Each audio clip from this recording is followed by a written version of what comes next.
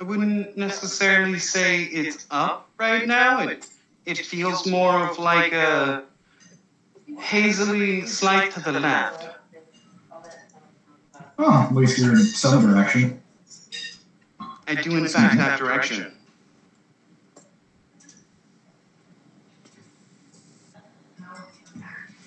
Sarge, I can't find him. Looks for a few seconds. Dang, he was just listing lazily to the left. Such a good tactic. What were you saying? Just grabbing myself a couple of character sheets I know I'm going to need before I need them. Wait, what do you need character sheets for? Well, the ones built into the module. Oh, okay. Because half the time we get into a combat, and, because Godfrey is your destined companion, I also forget he's there, and forget his stats. So can I roll a D100? Why? Because I think I can see into the future, and if I remember where we're at, we're going to need a D100 for the daily check. Oh, you guys have made it back to town, so... Well, crap. Did we make it? I tried. Oh yeah, that's right. So we were going to. We got one of the stones at least. So as Josh asked before, are we going to be using Van Richten's Guide to Ravenloft? That's a good question. I don't. There's really not a lot in there that's relevant, except a couple of subclasses. Okay. It's mostly sort of a DMG for if you want to run your own Barovia adventure. There's a couple of subclasses which, to my knowledge, are legal. I mean, the only reason I was asking was because I know that there was a bard subclass that was added, and I know we have a bard in our party. Other than that, like you said, there's not a whole. I mean, there's a couple of like background story things, I guess, but I was just wondering in case if like our bard wanted to change their subclass or something. And of course, I've been looking on D&D forums and stuff, and apparently people are complaining about American's Guide because it's like it doesn't have any boss monster stat blocks. It's like, no, it doesn't. It's a build your own shit thing. Also, like, the big boss monster in there is still Strahd, and his stats are pretty available. Yeah.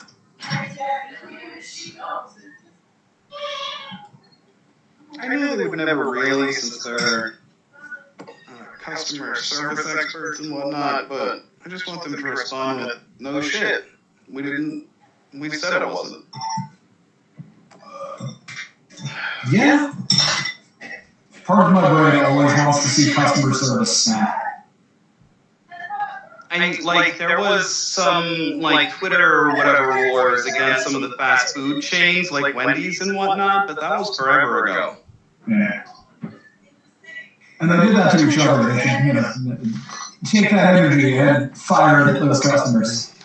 Fuck those guys. I mean, I still want them to keep their actual customer service business to a professional level, but if they just, want to reply en masse with no shit, I'm fine with that, too. Yeah, fair enough.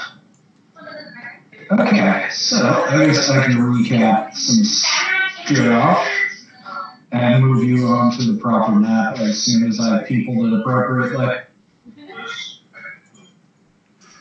Hey. It needs all the people. I apologize for being late, and then I got home and saw his text saying I was going to be late as well. Actually, I don't need as much peopling as I thought, because... kind of, it's really good. Oh, that's a surprise. Well, it's not a surprise, it is good. Alright, let me get you guys to the map of Crest. As soon as I remember where the fucking map of Crest is. Crest. There we go. Thank you. There, just get some cheese. Okay. So you should be able to see the map of Crest now. Yes? Yes. Okay, so smoke is rising from a lot of the buildings in the village. And you can see that from outside. The gate has been blasted open. Don't feed the cats, I've already fed them. Feed the cats again. Do it. But yeah, the gates have been ripped open. The sound of fighting is coming from the Abbey, and in the air above the town, you can see two figures just clashing in the air, and like explosions and spells and stuff going off. So should we try and head to where the fight's going? Oh, I believe so. Here, people! Onward! I'm excited. So yeah, getting through the gate, super easy. I believe everyone should have control of the party token. So I would say you guys move it where you would like it to be going. Basically show me what path you want to take through the town. Oh, Little Tom is gonna run it. Where is this aerial battle taking place? Currently, I would say they are. Make sure I've got the right grabber. They're in the air over here, above the north of the town. And then is there anything else going on? There's like monsters on the ground too, right? Yeah, a lot of the fighting seems to be concentrated over at the Abbey. You can hear shouting and clashing. It seems like you can see people like vampire spawn climbing up the walls and being repelled by the mongrel folk. How fast can we get there?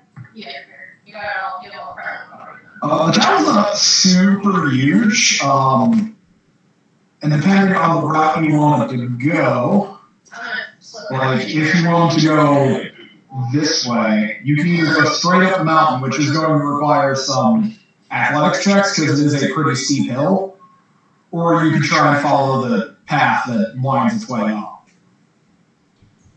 It occurs to me that this is my moment and I can fly. You can, in fact, fly. Can I just run up the hill with no, like, I don't know if because I'm a monk? I mean, I can run up vertical with ease. You could, and it's not vertical, so I would say you would have less of a hard time doing that. I would say because you can run up vertical surfaces, you can probably take the hill and not have to do athletics checks.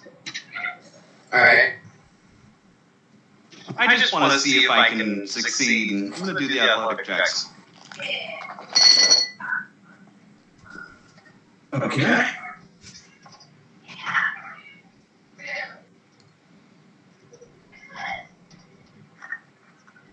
Also, the other problem is once you get up the hill to this point, there is a wall. You would have to find a way over the wall or around to the gate. Alright, that might be my final decider. I don't really want a wild shape for this. I'm going to take the long route. Okay, so I would say Lux, yeah, you can fly now, so you can easily fly up over the wall like you said. Josh, don't you have Misty Step? Oh, you're gonna go for strong, alright. I do indeed have. Do you I don't have actually say missing this while step. you fly up? I have shadows. There's a difference. In that case, I will And put... I just feel it's up. Yes. Well, it isn't obvious, although I like your gusto. What is the approximate travel time of taking the long way? Give me a sec, I've got to put Strahd on the, Going a long way is going to basically more than double the time to get there because you have to do the hatchback hill here, but it will put you at the gate, and it means you don't have to scale a wall once you get there. Are we if I take this route, are we waiting until after to do the initiative? Because I can just spider up and go over the wall now. Wait, also, I don't want my friend to die going at Strahd. If he's going to go fight Strahd, then should we keep him safe, or is he just a distraction? I presumably have the Abbey with me. Speaking of the abbot, let me get the abbot. Does he even have... I hope this man has a token. Ah, yeah, here it is.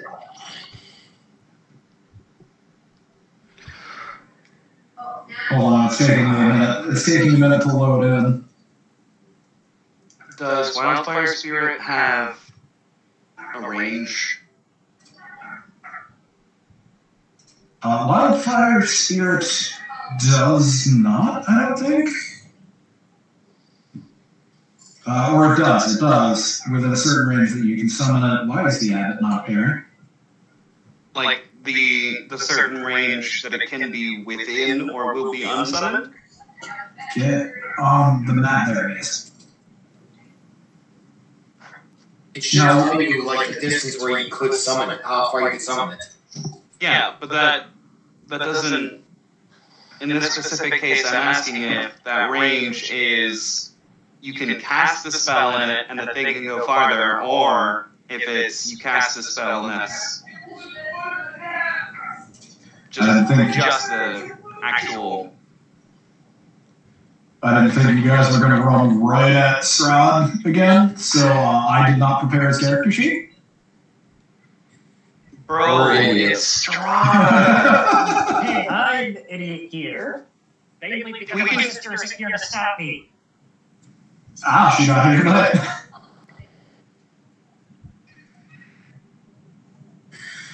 Josh, you want to like assist him, or... So you're asking me if I want to willingly go get beat down by Strahd again? Because, I mean, I was pretty targeted. Well, I don't want Strahd to grab the amulet. I should also add... I don't. I don't have faith in anyone. Will, Lux, I am currently with you about to fight Strahd, and I have so little faith in you that if I see you get slapped for more than like 10, I'm about to run. He's guaranteed to get slapped for more than 10 So, HP. apart from the bride here, who is standing out, as you are making your way up the hill, you can see leading the attack of the vampire spawn as one of Strahd's wives, Volenta. One of his wives are here? Yeah. Yes, Volenta's leading the attack on the Abbey, while Strahd is fighting the Abbey. Oh, now I can fight that Strahd is maybe fake, but the weight is probably real. But apart from that, because this map is so large, these vampire spawn tokens are not single vampire spawn, they are units that are attacking the Abbey. Nice. Will, have we rolled initiative yet? Is this... Are we working our way around until we reach a specific unit? I already said I'm going up the hill, so I'm already dedicated to this.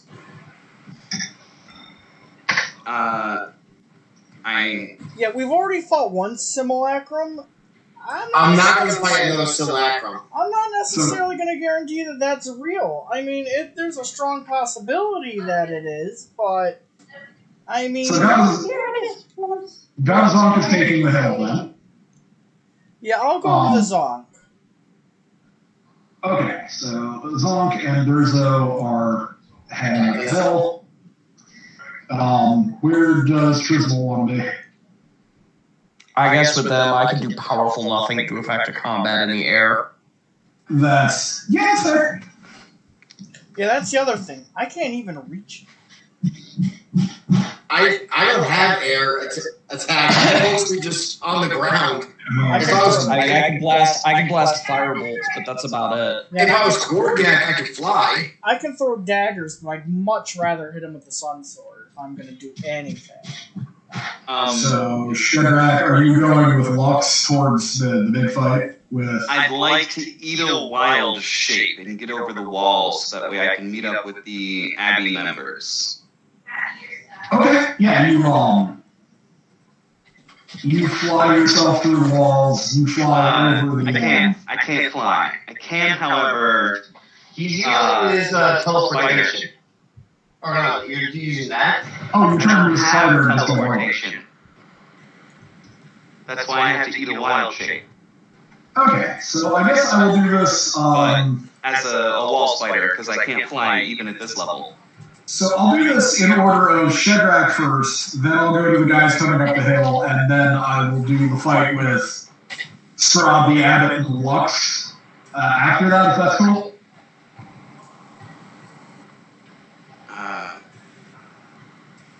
I mean, I feel kind of bad for ended up getting the first spot, but shortest. Well, it's also going to probably affect the choices that other people are going to want to make, knowing what's inside the... Basically, having a man on the inside is probably going to affect how people rushing up the hill are going to want to change this. Oh, nice. We already know that the Abbot's full of abominations. Oh, I just wanted the Abbey first because I wanted to make sure everybody was okay and heal everybody, but I believe if we're just gonna do it, we might as well rip the Band-Aid off. What do I see? So as you're coming up over the walls, they don't really notice you, so no one really cares. But on these walls here, you see the abominations from inside this building, the animalistic, like part animal, part human things. They're fighting with vampire spawn. And the vampire spawn are easily more powerful. They are ripping these mongrel people apart. But there are so many mongrel folk, they're actually starting to drive the vampire spawn back. Neat. Down in the courtyard is Esmeralda and Van Richten, who are standing with Ismark and Irina, basically keeping them safe in the main castle area of the Abbey. Quick, someone yell, I have your book. Whose book? What are you even talking about? I was making a joke for his guy, the new book that came out. Is there anything that seems intelligible? Because I'm pretty sure abominations aren't exactly the smartest. That I can converse with that aren't vampires. They can speak broken common, but your best bet for an intelligent conversation is probably Esmeralda, Van Richten, Irina, and Ismark. Yeah, I know, but do we know the specific owners of these abominations? The Abbott? The Abbott? Yeah, The Abbott? It's literally the Abbott who's been making them. Right. Anything else that I need to look around to see within to make sure everything else is just kind of fine? That's about all you're getting right now. Like, vampire spawn, clearly walls and gates, they don't give a shit. They walk right up the walls and get up there. The only thing keeping them at bay are, again, these horrifying abominations. So, are they actually holding their own? Through sheer numbers, yes. In other words, we should save them. Alright, I would like to meet up with the party and let them know. Yeah, it's going to take you a while to get to us. I would say... I want an unwild shape. Because he went straight up the wall, I would say you guys are basically coming around to the top of the path as he meets that up with you. Do we not have to go through the one vampire section that's in front of us? They are technically up on top of the walls fighting mongrel folk, so I just threw them down on the map as, like, here they are. The only ones that don't seem to be on the walls or in them are, you saw them as you were running up, you could hear a large crowd up at the gate. Hi, Ready Moonbeam.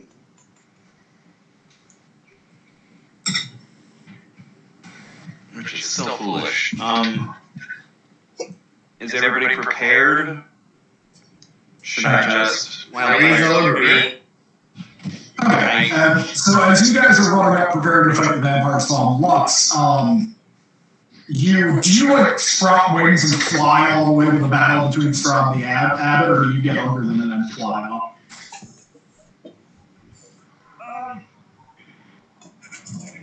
You know what? I think I'll go under them, try and surprise Strahd. Okay, yeah, he is not really paying attention. But, like, as you get under them, you do hear, like, Straub and the Abbot talking back and forth, where it's like, you know, Straub sitting there like, I'm going to betray me eventually. I shouldn't have let you carry on with your strange experiments as long as I did. I suppose I just wanted to see where they were going. Yeah, but this is basically like, of course, you should have known from the beginning I wouldn't allow an abomination like you to survive. Yeah, ironic.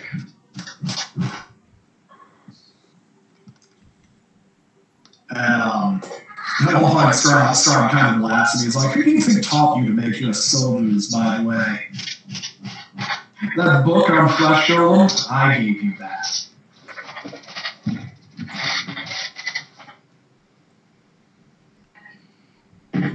And at this point, I will have everybody roll initiative.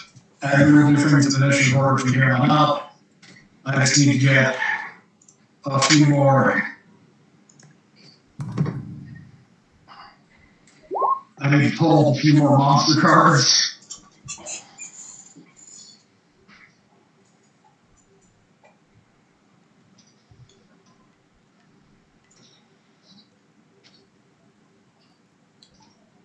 You son of a bitch! Nice initiative, Godazok. You're really busting out the moves. Good lord, Zonk. He is not ready. Zonk is indeed not ready. Okay. So, Jericho has 21, and then the Raven has 8.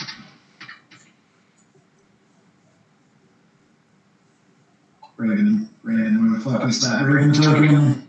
Man, imagine a Raven being faster than you. No. Screw you! Oh, you're talking about, Talking about Godazok with his one. The Raven was just more attentive today. Raven, you're on 21, let me fix that. You know what? I am just going to give you control over Raven tokens in general. Just for my own. If I knew you could do that, I would have asked for that a long time ago. I'm still new-ish to doing this, so I didn't exactly know. I'll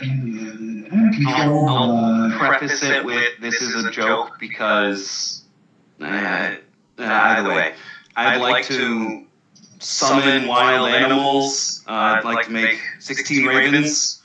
Okay. Okay. Is it your turn? Here's the Raven token. See if you can move that. Yeah, you gave it a name. So, yep. There we go. Problem solved. So, back to where we were getting that their initiatives. Gregrak is on also 19. Lux. Did Lux roll? Oh, did I not roll? I do not see it yet. Oh shit, I forgot to put Godfrey on that. Any chance I can get a surprise round on Strahd? You know he's really not paying attention to you, so I will say that, yeah, your first attack at this man is a surprise. And you've got a friend, because Godfrey is, he is a revenant who specifically hates Strahd.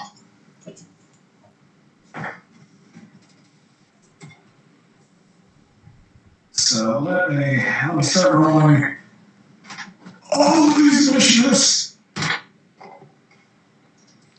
Are they bad? Are they good? Oh, Godfrey's got 6. They're pretty bad. Ooh. 13, so. Yeah, okay, you're still first. Persepolis is on 12. Oh, is that the name of the? Is that the name of the rabbit? Yes. You do know the name of Strahd's Nightmare Bell because he's called it before in front of you.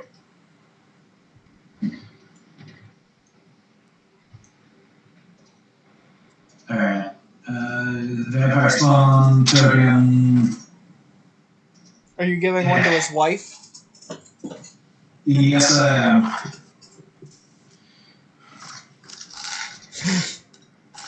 Does this work? Did that add it? Yes, it did. Okay. Well, the enemy initiatives aren't great. Oh, yeah. I should also add mongrel folk. Damn it. I want to do a cool big battle. The price. What? The price. The price I have to pay is like 37 tokens and initiatives I need to keep track of. If it makes you feel any better, I was running Tyranny of Dragons last 2 Saturdays ago, and the group I was with decided to kick off an entire inn of people.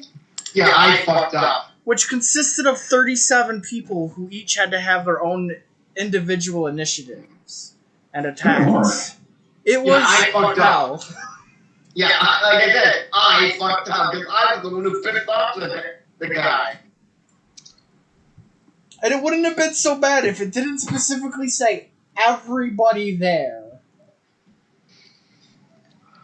Well, I apologize, and yet I pulled a gun on him.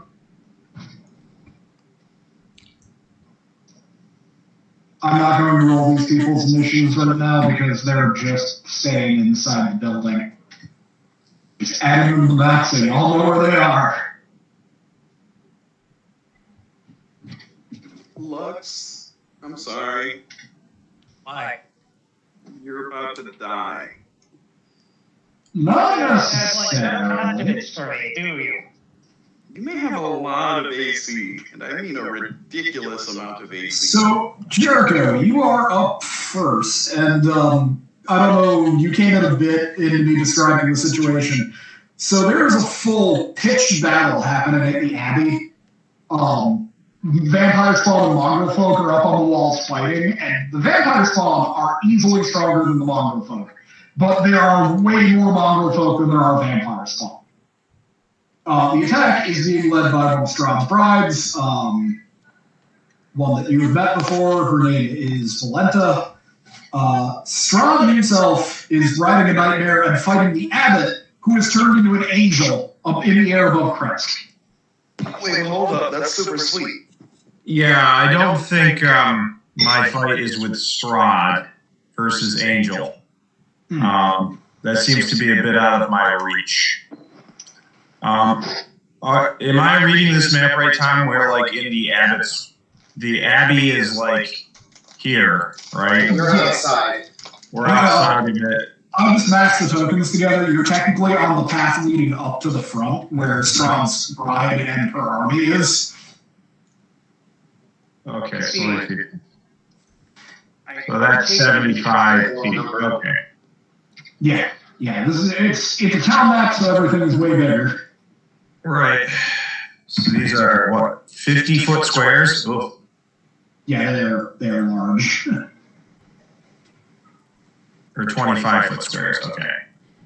So that means that obviously our pictures can overlap because Yeah, you can all be crammed. You can all be crammed into the same spot as far as this map goes. This is mostly like to keep a general idea of where everybody is. You'd all be in the same square essentially. I've just spread you out a bit more. Right. Okay. So I'm going to go here to the 25, 30-foot corner, wherever this corner is here. Right. And I'm going to say already in action. I'm going to have my Raven go to the bride and take the help action. And once I see the Raven helping, I will Eldritch Blast. Okay. Sure.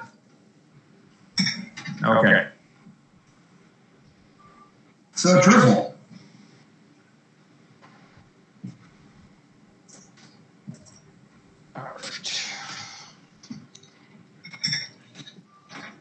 I'm going to try to get a sense of the scenario here, and then...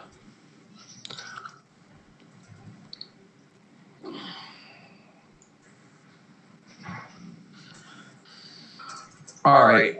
Does it look like... Can we see that there's, like... Have we seen this person over here commanding vampires? You basically heard her shouting, and she has a very distinctive voice and laugh that you are very familiar with. You can assume if anyone was commanding the vampires, it would be Strahd's wife. All right. So probably that's where we need to go. I'd say go for the head if you can go for the head. Yeah, so I'm going to move over to here. Okay. I'm going to try to get her attention with a firebolt. Sure.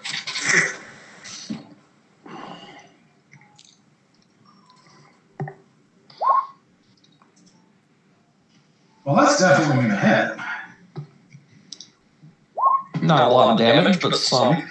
7 fire damage. Okay.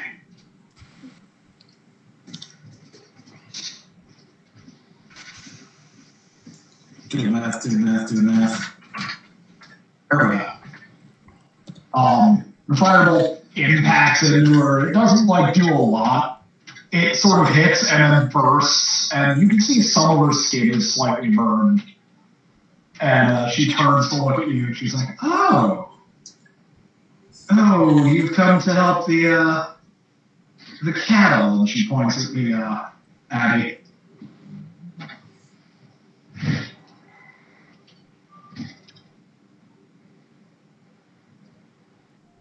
Just kind of gives.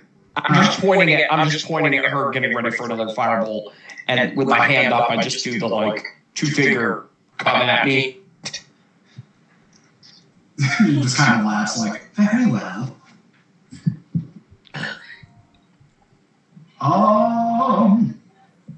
Up next, Shadrach. I come to tell you of my dream. I will burn the world. So as I said, these real quick, these vampire spawn tokens, they're not one vampire spawn, they are a unit. There are actually 5 of them around her. Okay. Okay.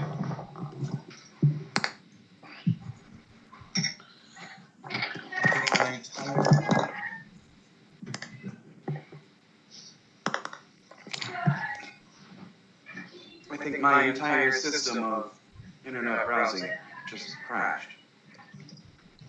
Oh, that sucks. Never mind, it's back. A wildfire spirit, which I was trying to do before, but Where are you going now?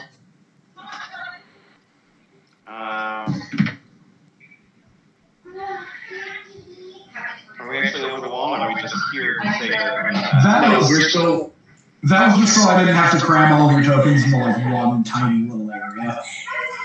Okay. I guess I'll be behind this backliner. I can't Driscoll. And then This is, again, vague space. You guys are really more poking out from the corner of this wall as opposed to all the way out here. and I'll put Flame Spirit at the top of the wall, basically. Okay. Or at least as far as I can get. The top of the wall's not hard to get him on, so he's up there. The only thing I can do at this point is Flame Seed. Whichever I'm currently. Who are you blasting?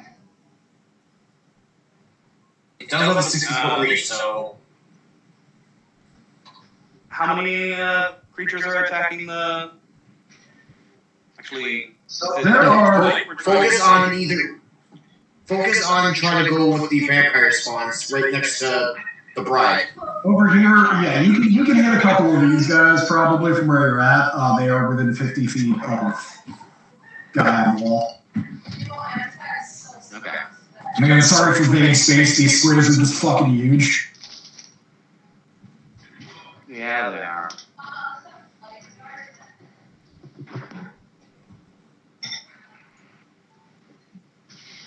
All right.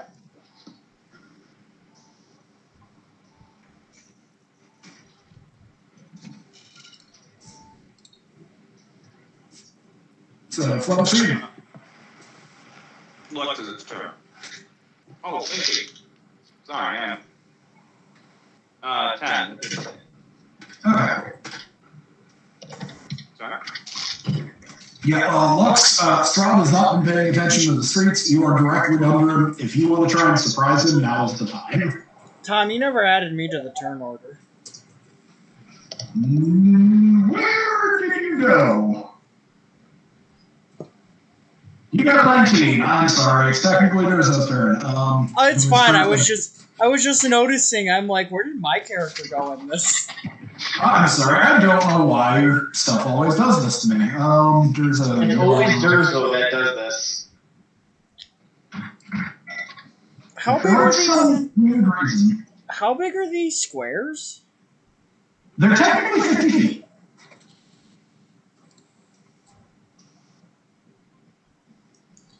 So I guess in the realm of it all, I'll move up basically there and use a dodge action for right now until something gets a little bit closer. Okay. But yeah, like I said, it's vague space. These two were close to the corner of the wall, so they're poking around the corner. Actually, I guess I could just use my full movement and go up here with Trisvol. Yeah, so you get to the corner of the wall, you're cornering here. You're technically here at this very little. We're under where the flame speed is, where you see that little angle. But again, to conserve space because these squares are ridiculous. Okay, so now Lux, what would you like to do? What's the right decision here?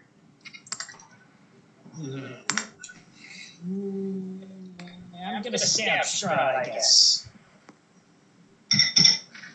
You're just gonna fly out and shit him? Okay. Yeah.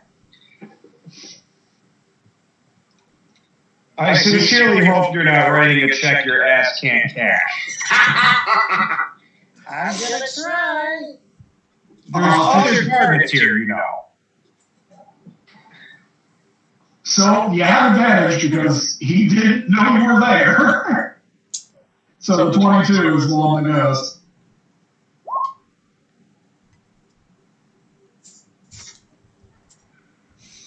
Well, that's one hit. Yeah, the second one, even with his focus kind of like not quite on you, like you managed to catch him at the first swing, and the second one he leans back in his saddle and avoids.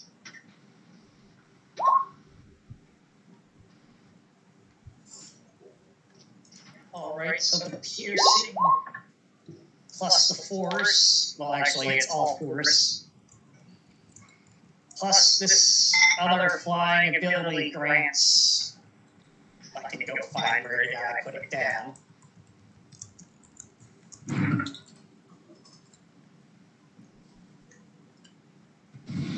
Nine radiant damage. Ooh, that is a good thing to be doing. Is that on top of the 16? Yeah. Oh yeah, so 25. Ooh.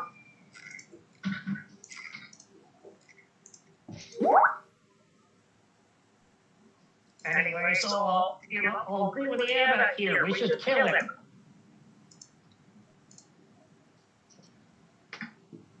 It is Strahd's turn.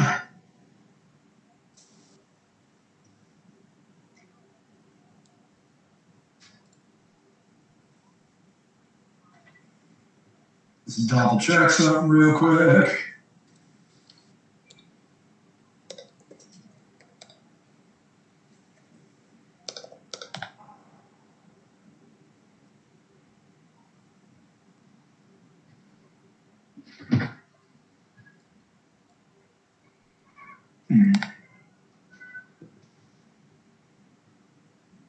So, okay.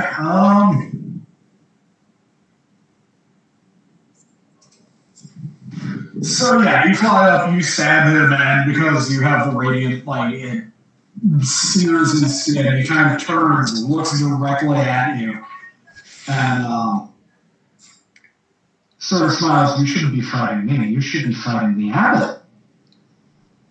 You need to roll me a wisdom save. Suggestion? No. Charm person?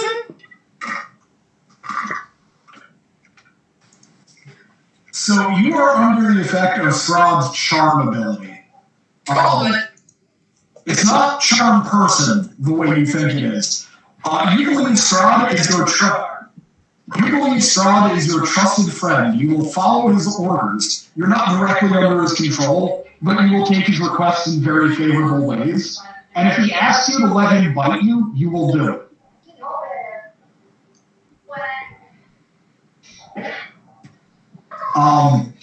This lasts 24 hours unless he decides to turn around and beat you to death.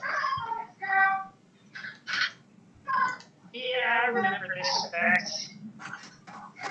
See, if Charm would do this to me, I can just cancel out next turn. Up next is the army of vampire spawn. They fight mongrel folk. These ones over here are going to start making their way to the party. Let me add a few more vampire spawns so we can make this more accurate. They do have to double move to get to you guys now.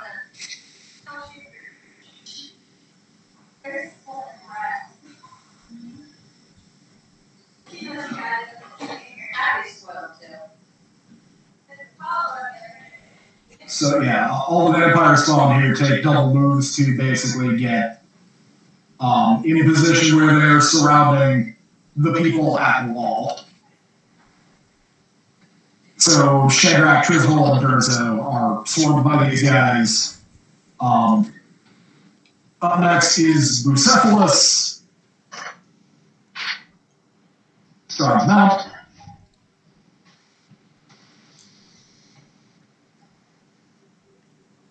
It is going to. Well, it is going to fly to the abbot and then lash out with the throws.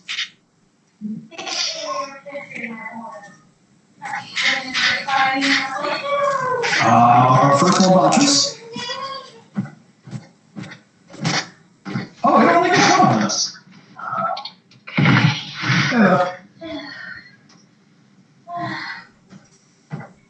So yeah, it attempts to stomp on the abbot's head and doesn't. Next up is Strahd's bride, who will advance.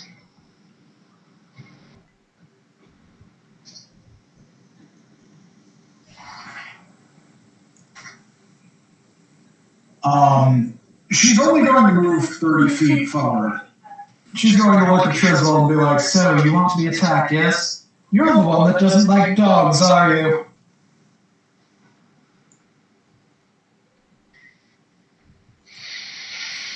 She's like this. Poor Trizval. Oh wow, that's terrible. So she snaps her fingers and a swirl of mist, 6 wolves basically appear around her.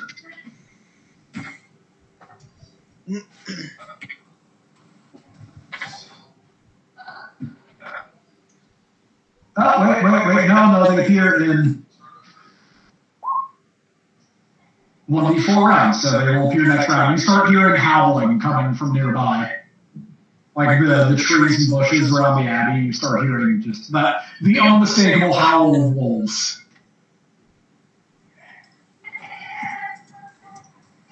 Up next is Raven. Nevermore. Yes, he will take his move as instructed. She is closer to him than the map indicates. Okay, that's good.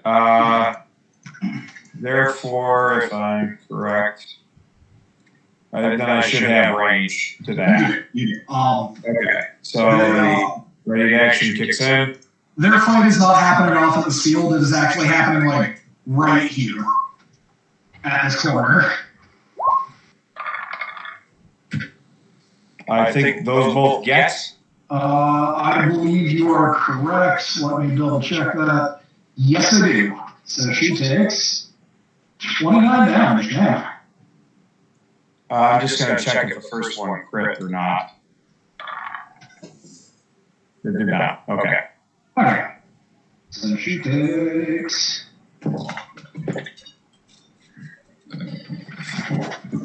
Okay. She gets significantly rocked by those, like, the two of them impacted, or unlike the firebolt that just kind of like rolled off her, these actually managed to shake her a bit. Force damage. It's good. Oh yeah, always. It is the Abbot. Hey, I'm back.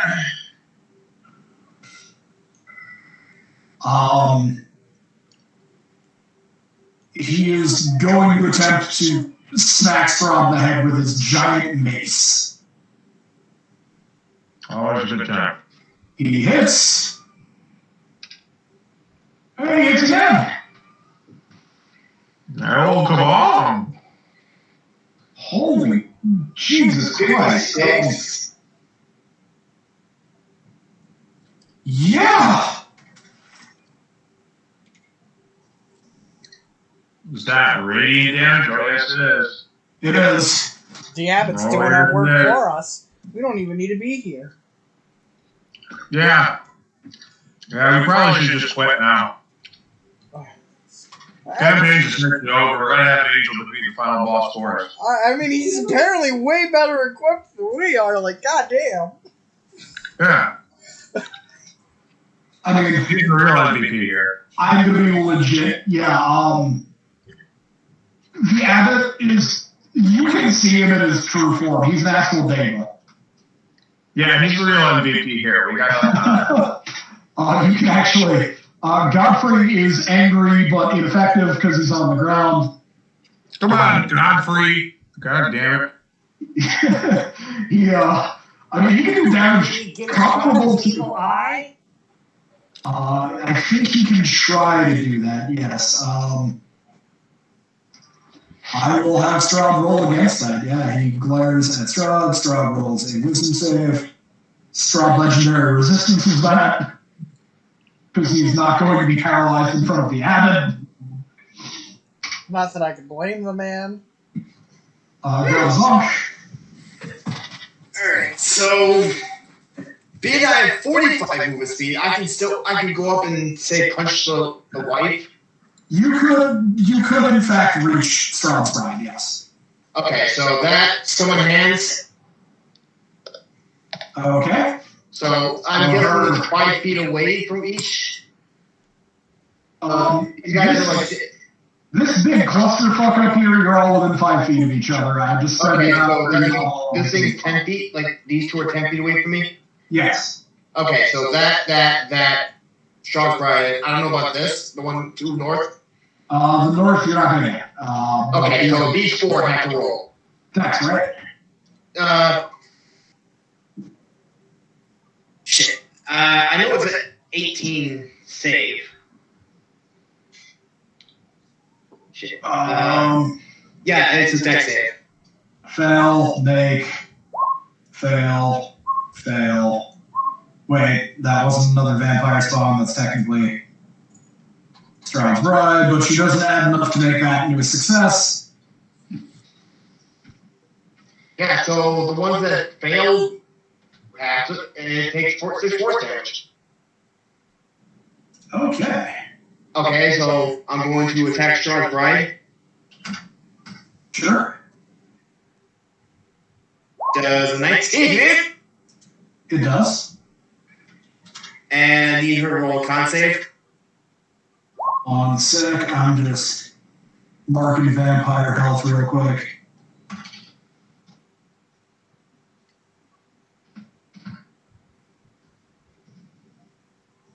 Okay. And then she needs a con save. 19, she makes it. Damn. Okay, second punch. 16. Does 16 hit? Double checking. Yes, that just hits her. Con save again.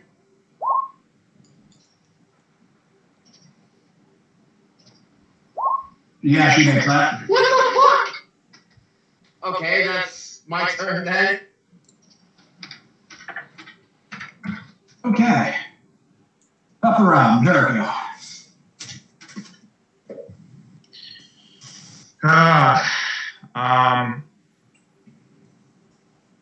I'll cast Fly.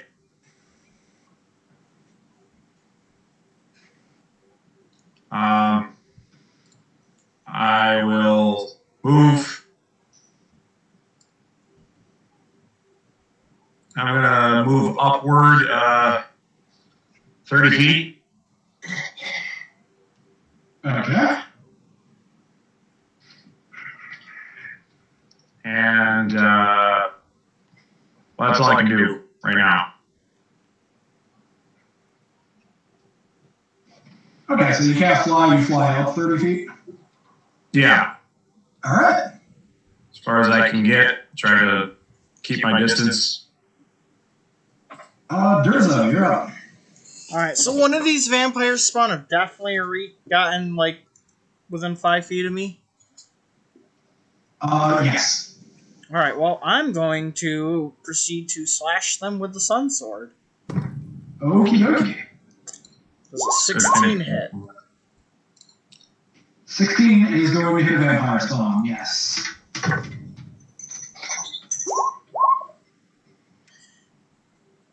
Is he close, like, within me and Durs? So do I get sneak attack on him, or...? Yes. Alright.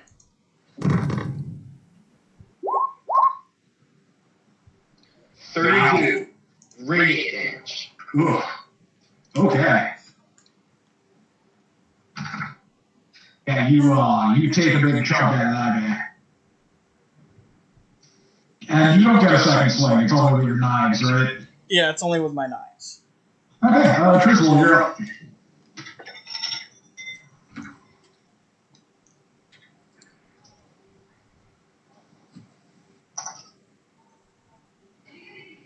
So you used a bonus action to activate the actual blade of the Sunblade?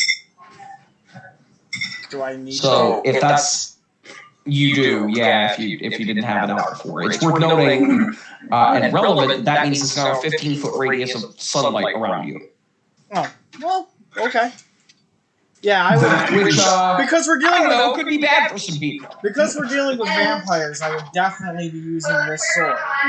It is going to be bad for the vampires, yes. Pick lemonade or raspberry lime. Don't worry, Trisvel, I got your back. I hear the wolves coming, and I shake a little bit, and there are a couple possible fear responses in this circumstance. But given the moment, going catatonic doesn't seem like a wise idea, so I'm going to resort to my other fear response, blind anger.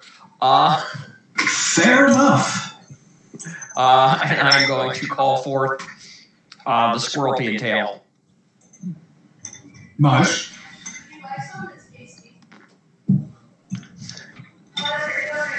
And I'm going to take 2 shots on Miss Freaky over here. Okay.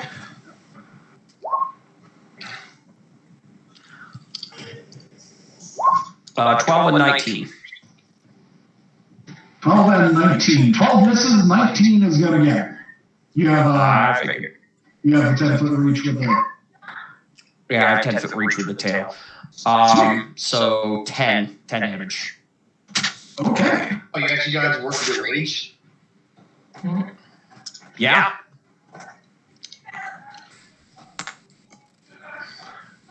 Okay. There's this little switch I had to flip that I forget to flip a lot. Strahd is going to take a legendary action.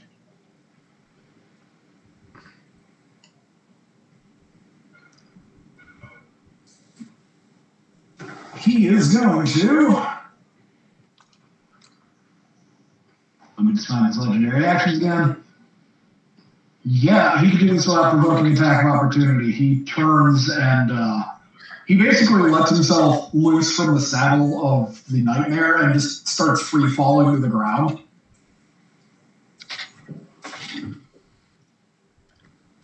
And he will hit the ground next to Sir Godfrey.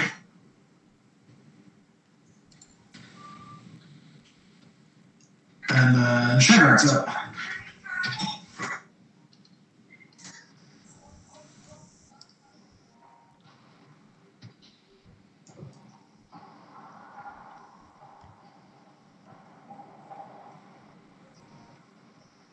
Shadrach.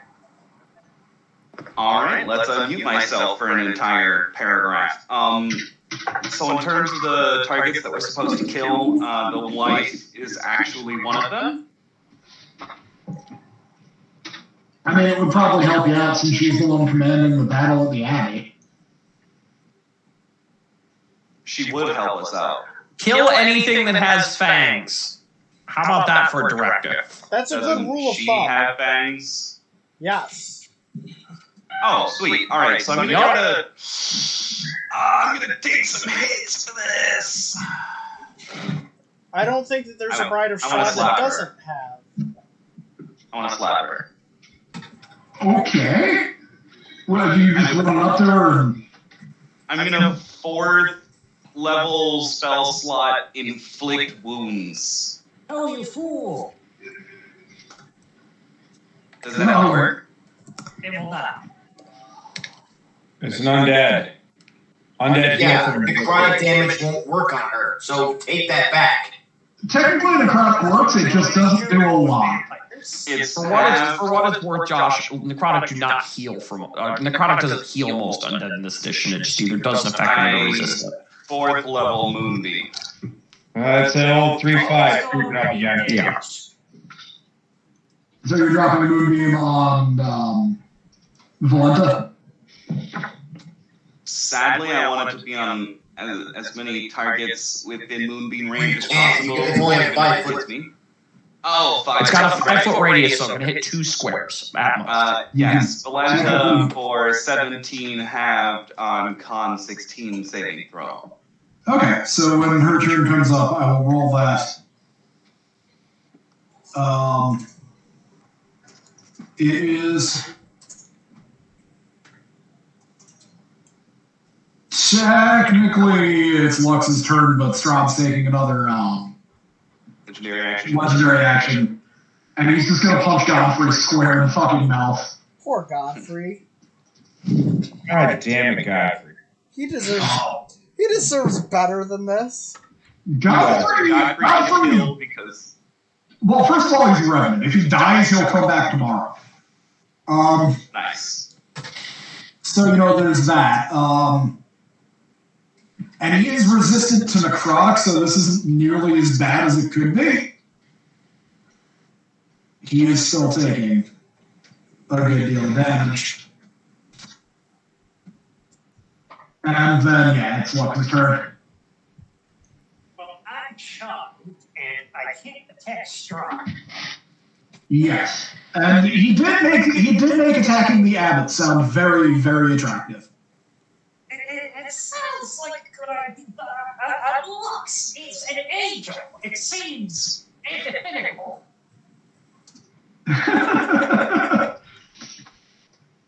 Well, not all angels were good. On one hand, it seems antithetical. On the other, this is coming from your best buddy Strahd here, that attacking him would be a good idea, and you have seen this angel create Frankenstein monsters. Not all angels were necessarily good beings. I'm gonna go ask Crystal for advice. Okay. Hey, Paul, get off of that. He literally just gets up and walks away from combat. So, like, you're thinking about it, and you're just like, you're very torn. Like, you can't fight Strahd because he's your bro, but I don't know, the Abbot. So I guess, yeah, you start flying your way towards Trizzle. Depending on your flight speed, this might take a hot minute because he is. You can just Trizzle is about 175 feet away. I guess I'm dashing. I'll get 60 feet. Okay, so you whoosh, get over to about here. Strahd's actual turn hits.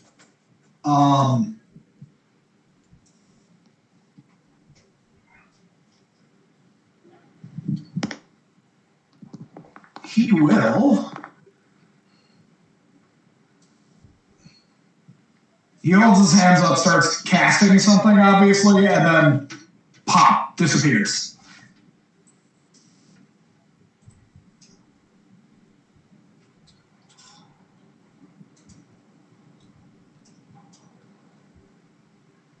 He just vanishes from sight, for anyone who's looking. But he casts invisibility. You don't know that. You didn't say it. Did you say there There's was all a these popping? trees and houses and shit in the way. Did you say there was a popping sound? How loud was it? Not very. Like, you didn't hear it from where you're at. Really, the only person who would notice is Godfrey.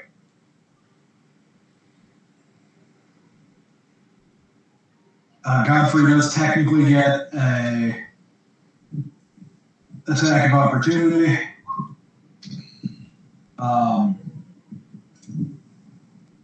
He hits and does some damage to Strahd, but then Strahd moves away, and no one knows where he's at now. Vampire Spawn. I'm just rolling a percentage die. I have an arbitrary table that I've got for how this battle is going. Question about Godfrey. If he hits, does he smite? He can. He can, in fact, smite. He really does not like Strahd, so I'm going to have him do the max amount. A 4th level smite, which I believe adds 48 to this attack. Good lord, yeah, okay. There is a shout of rage and pain from somewhere. I think 4th level smite on undead is actually 68. Oh shit. Okay, let me roll some more of this. Ooh. And also, I don't know what Strahd's abilities are, but if he's concentrating on a spell, that may be bad for him. He is,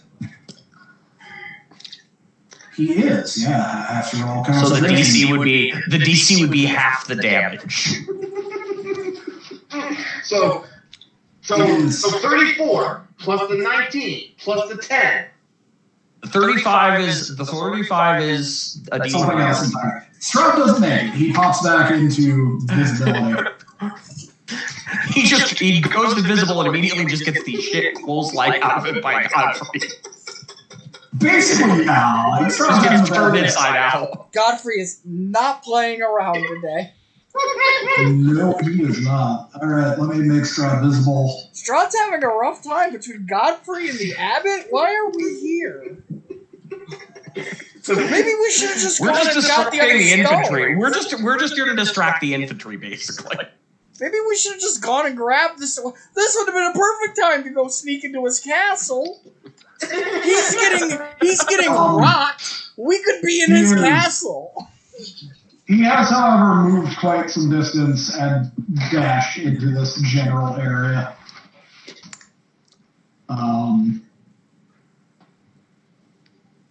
So Vampire Spawn, I rolled to see how they're doing in the battle. They don't really gain much ground. Bucephalus is going to peel away from the abbot and start making its way back to Strahd. The abbot gets an attack of opportunity. Oh, God. Does 17 hit a nightmare? Probably. Yes, it does. He is now rocking this horse's world.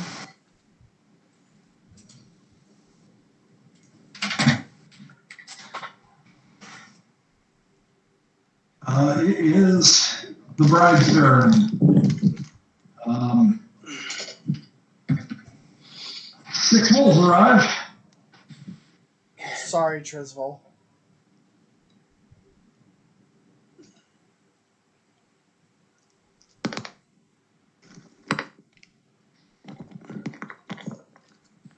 Because I need more tokens. Yeah.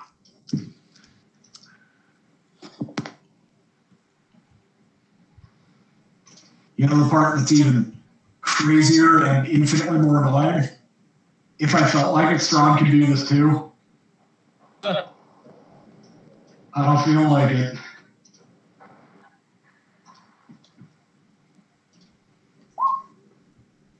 Wolves have arrived, and we'll go on initiative 21. Let me fix the initiative tracker. Jesus Christ, the wolves are faster than most of us. That's good.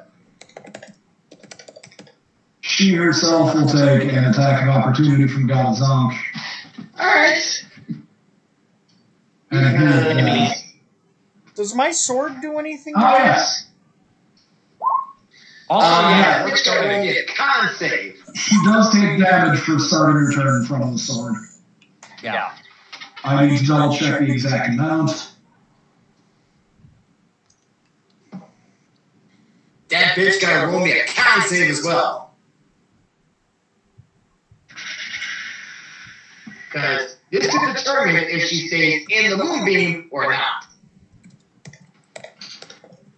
She's got a whole lot of con saves.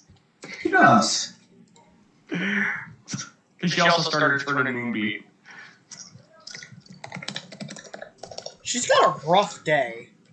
14. Is that for me? Yes. Fuck no, she's stunned. Prepare to be sad. She's also a vampire and therefore has legendary actions. Action? And resistances. Okay. So she's using legendary. She needs to roll another con save against Moonbeam. Yes, she does. She doesn't Yeah, not using a resistance on it. So, 17 I remember the damage on that being 17, yeah. Plus she takes whatever damage she takes for starting the turn in sunlight. Oh yeah, I already did that to her. She's not having a good day, is she? She's definitely not happy, let's put it that way. Oh yeah, she's full of rage and hate. And I also hit her for 11. Yeah. Is she within range for me to hit her? She is not in range for you to hit her, no. Damn. Me and Zonk roll. I'm only hitting her because I have a range weapon. Or reach weapon, I should say. Okay, well I was going to make her do worse at my next turn if she was close enough.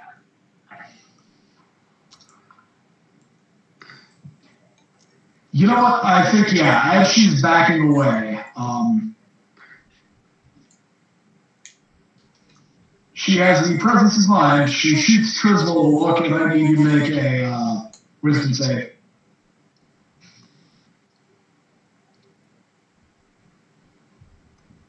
That's probably not good enough. It is not. She basically, like, sort of pouts, and she's like, why did you let them hurt me like that? You feel the burning desire to protect her now. Because she's your best friend for the next 24 hours.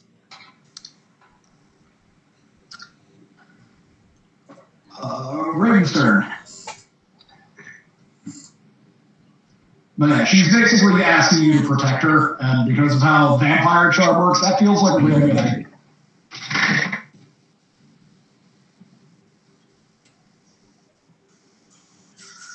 So it is the Raven's turn.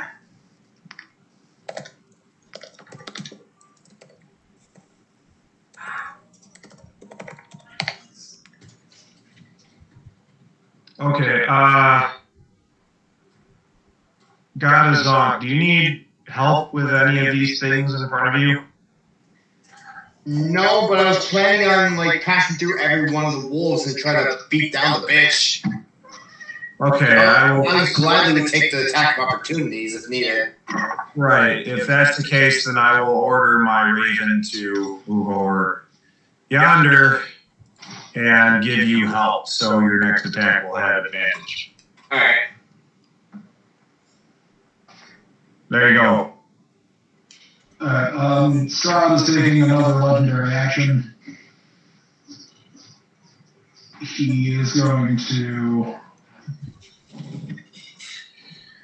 move through these trees.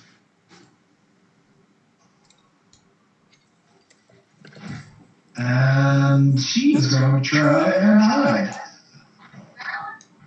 No, it can't really hide just yet. No. Strahd's smarter than that, so he's going to make his way around the back of here. The Abbey is up.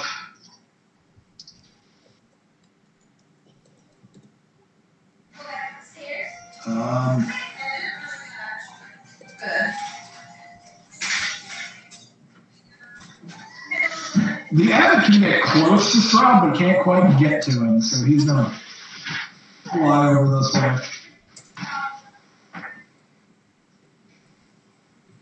But that is a double move.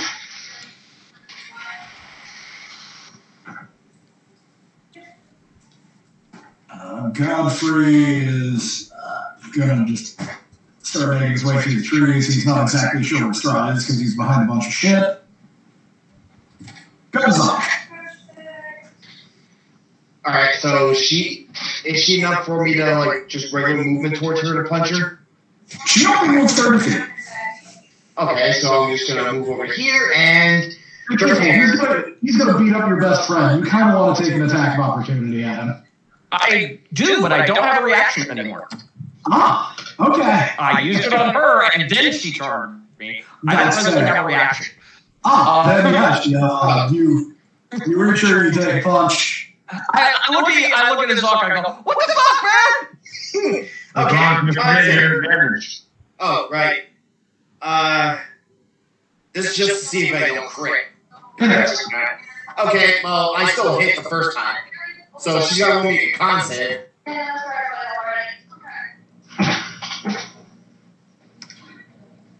Doesn't make it. Legendary resistance. Okay, I'm gonna... Oh, right, I still gotta do the last... That was for the first punch, this is for the second punch, and she's gotta roll me another con save. Okie dokie.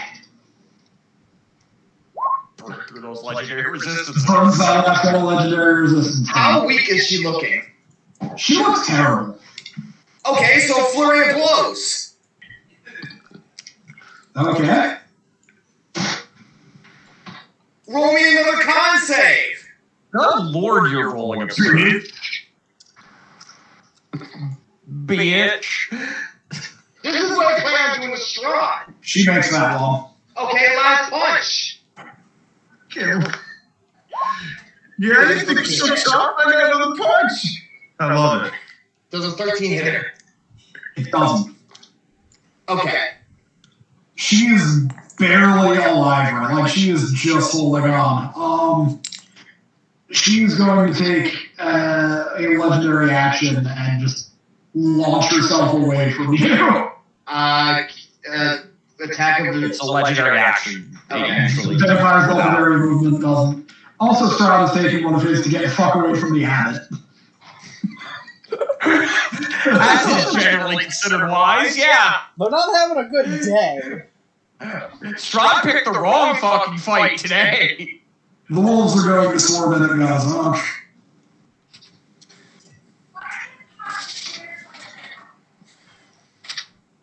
How does that one get across through the wall? He's not. This is just, again, vague space.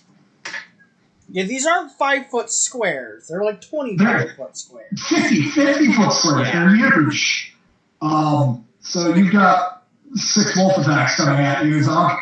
Okay. Doesn't hit. No. That hits for Yeah, 7. that one does. You make strength save. Okay, so I make a wisdom save. That works too. 13. You made it. You're okay. So I take 7 anyway? You do still take 7. The second one also rolls a 23. You take 9, and I need another strength or wisdom save. Well, it has to be wisdom because my strength is only a +4. Fair. Yeah, fuck that wolf. Okay, so No. that's the 4th attack, 5th attack. Yep, that hits. So 8 damage and another save.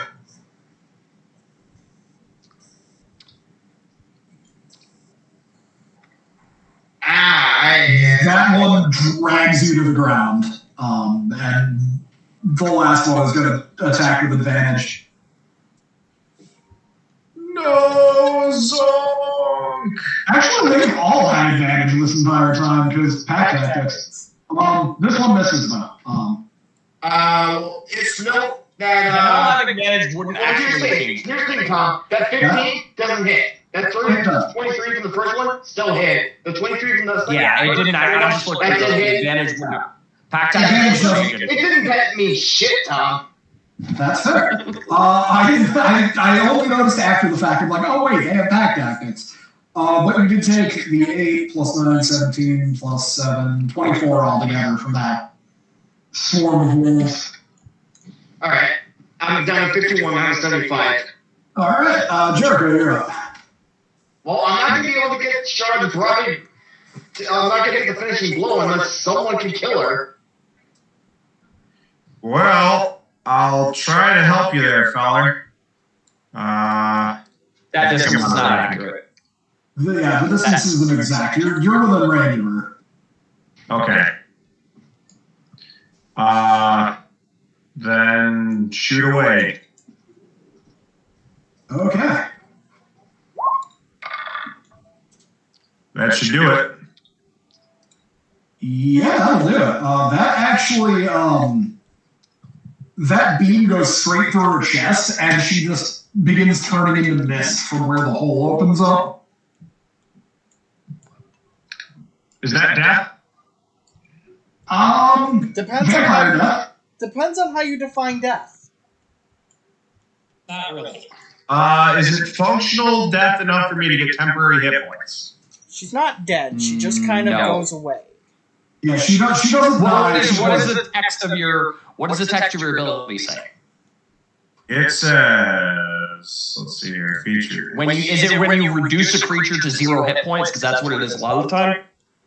I believe that's what it says, yes. Then technically, she died enough for you to get temporary hit points. Yes, I reduced the When you reduce a hostile hostile creature to 0 hit points, which you did, yeah. But Okay. there's nothing currently preventing her from transforming, so she turns into mist and begins to blow away in the forest. Yeah, she is too far As long away as from she's someone. out, that's what matters. Trizol, your mind comes back to normal. Sir, I have another Eldritch Blast, last I checked. You do. You do, though. You do have another element. I was just letting Trizol know he's no longer crazy. Okay, good. You're no longer maybe crazy. one wolf that's making me prone or Yeah, I'm going to try to help hold the Zonk here. You're not grappled, so none of the wolves are making you prone. One of them just tripped you. Okay. Well, I'm going to get revenge on the Zonk by attacking the tripping wolf. Sure. That was not what I wanted to roll. Which Well, is you rolled a quick. natural 19. You rolled a natural 19, so you hit. Yeah.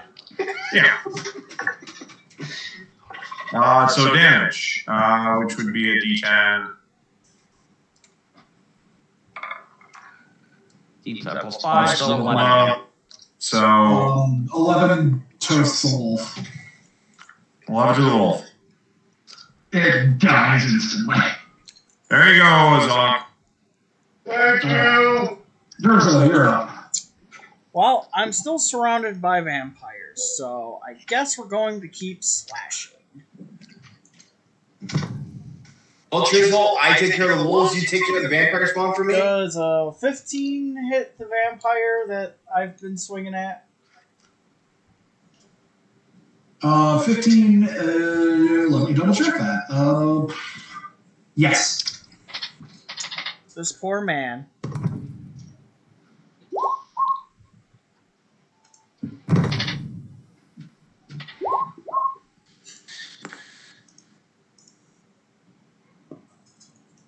And you have some extra radiant damage in there too, huh? Oh yeah, I have to up the damage a little, don't I? What is it? Like an extra D6 each? It's an extra D8. Blasted to dust. Oh shit! I forgot to have these guys go earlier. Oh well.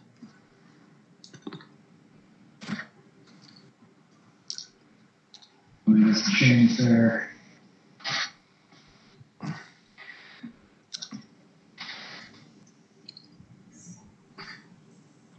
Change their stuff appropriately.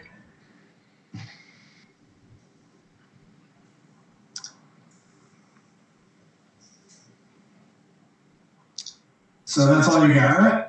Yeah, that's all I got for right now. Trizzle, you're up.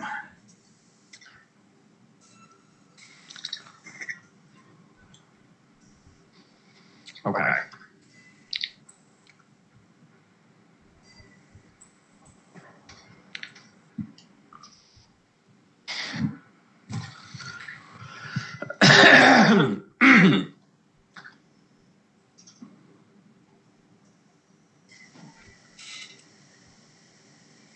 All right, she's missed like over here. Yeah. Like in this general vicinity. I'm guessing we can't really kill her just yet. Sure, we can.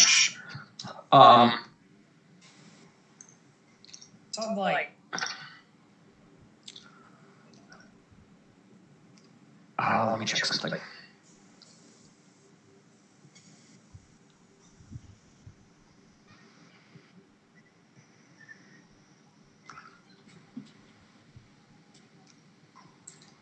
Oh. I goofed. Trizzle, you still want to protect her. Okay. Specifically, they have to be destroyed for that effect to end. All right, then I am going to attempt to. This is an interesting question.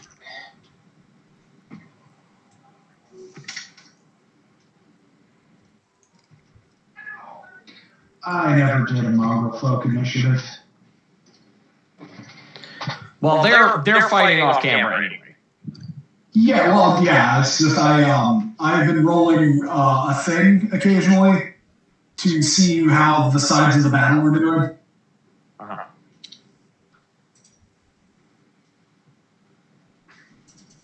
All right. Well, here's the thing.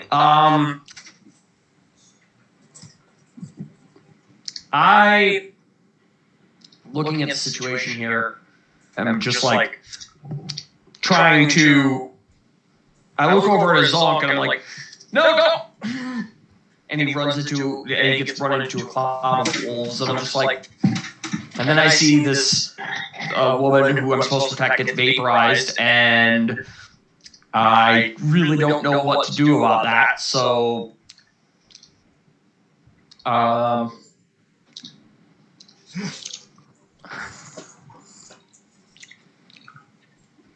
Shadrach, what's your AC?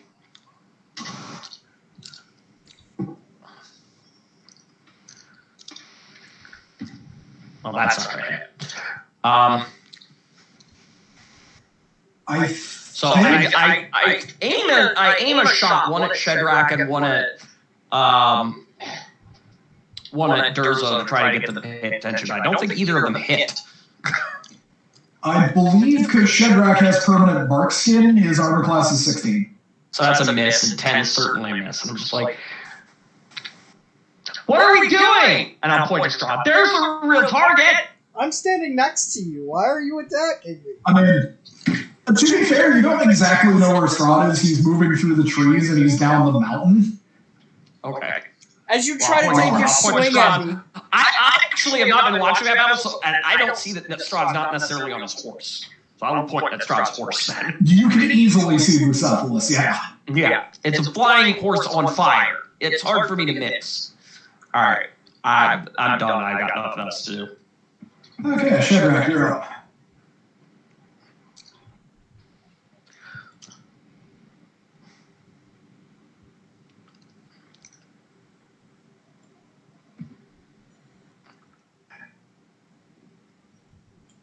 Shadrach?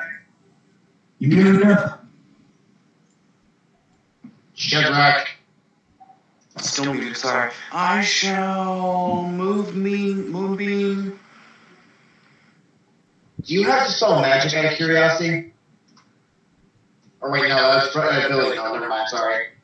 Where do you want to drop Moonbeam? One of the vampire stuff? Lady still up? No, Did she's you get it? Double. Yo, alright, can I take out two wolves? But moonbeaming, if you moonbeam the mist cloud, you could actually kill her. I would say you couldn't reach her, though. She had moved twice before she got. If you recast it, I wonder if you could reach her. You can, as an If you get action, her in the you can recast moonbeam- it and move it to where you'd like. Yeah, if you could put her back in the moonbeam, that'll fucking kill her. Hold on, I'll be right back. I'm gonna run to the bathroom. She These is. feet should be enough. She is actually. I'm gonna reach 120 feet. 1 sec. Yes, but if you cast it already, you can, on each of your turns, use an action to move the beam up to 60 feet. That's Yeah, not but enough. But You would need to recast the spell. Yeah, you recast it and cast Alright, it. so it's going to have to be 3rd level. Do it, as long as you can permanently kill her. Technically, it doesn't even need to be at 3rd level. You could baseline cast Yeah, it. you just baseline cast it and she'd be gone. Because she's technically at 0 life points. So just the moonbeam would force her out of the mist, and she'd be dead. Because she's not technically corporal. So yeah, just say this. I dispel my current moonbeam, recast it onto where she was last at. That would kill her. Is dispelling a bonus action? Or a free action or whatever? Robin? No, crying is a free action. We're about to make her do it in the afterlife. What's the question? If you dispel, is that a bonus action or a free action? Dropping concentration is not an action. Okay, so it's a non-action. So you drop your concentration. You're gonna recast Moonbeam onto that puff of smoke at 120 feet. Thus permanently killing her, and at least get Robin back to her senses. Where is Shadrach on this map? That's a good question. I'm currently between 2 vampires and... Oh, right there. Yeah, so between she's 2 right vampires here. and a porn up you song. Oh, okay. I didn't see him. That's why Yeah, I'm I didn't struggling to notice that find at him. first. Oops. Shit. I did not need to do that. God! Okay.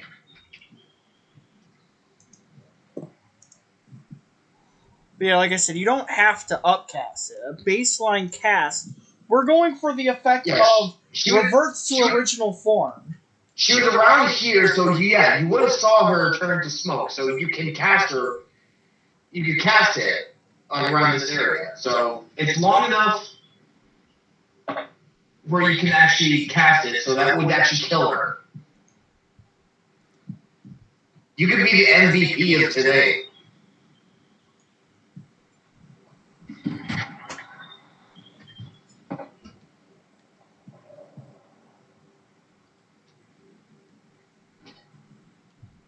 Just gonna wait for it to finish his tea break. Well, in that case, I'd probably want to go downstairs and refill my water bottle. Perfect time to do it. Yeah, I'm going to refill my water bottle. I need some water.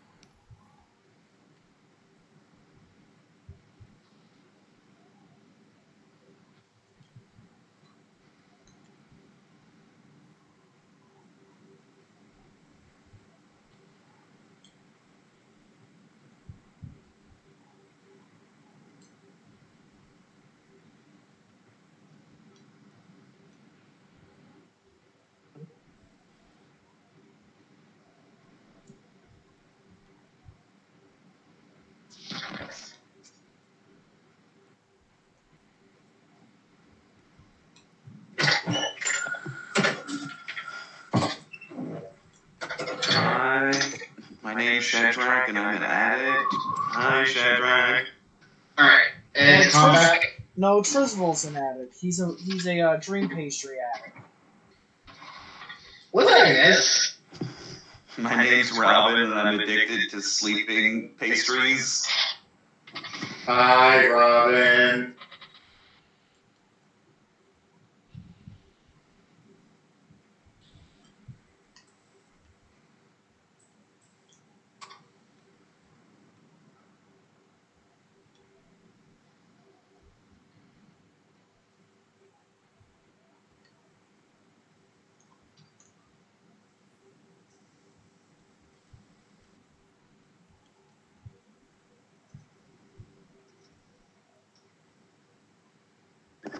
IHOP dream pastries and dream pastry accessories.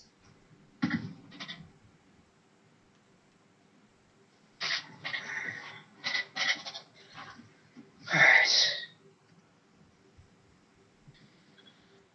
So we are clear with the plan, right? Yeah, Shadrach's gonna drop I 17 was just waiting for him pounds. to come back.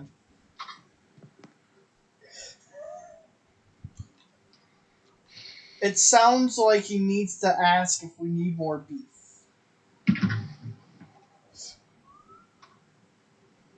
Are these wolves the non-magical ones? Because I'm more than happy to drop some cows, son.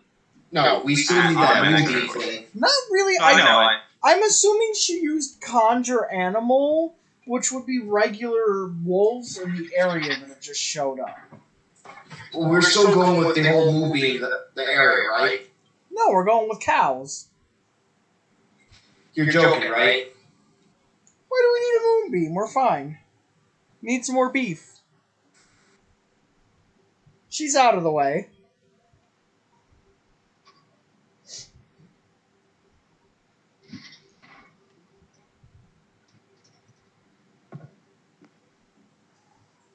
The call booted me. I'm back. I am currently away from the keyboard, but the plan is recast Moonbeam on top of Life and Flame Seed a random vampire. Okay, cool. Yeah, he's breaking his moonbeam and recasting it onto the wife. Okay. She's a cloud over here, so yeah, that'll work. And like you said, Flame Seed, which one are you Flame Seed? The one that those two already attacked, or? I would say I just kind of said a random one, so like even if you want to just roll a 1d4, make a. I'll just say the closest one to Flame or Wildfire Spirit. Because we have to do them all. I'm fine with doing one, doing damage. This guy. It's not All bonus right. damage. Sure. Anyone want to roll the flame seed real quick? If you are in fact AFK. Flame Seed is a d6 plus player PB fire damage. So I'll roll the d6. Okay. Or I need a d20, please. you already got the. Yeah, Robin got it. 26 hits. That's 7 damage. Very Okay. Lux is up.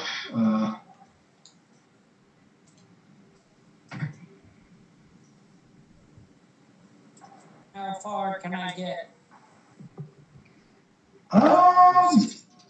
Basically about a square.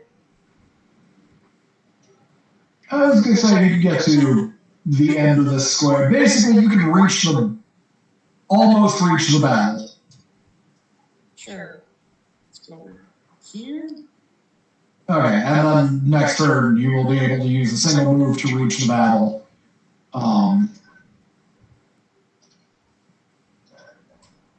Stride's turn. Because we saw how pissed off he got when we killed one of his wives. Let's see what happens when we do it again.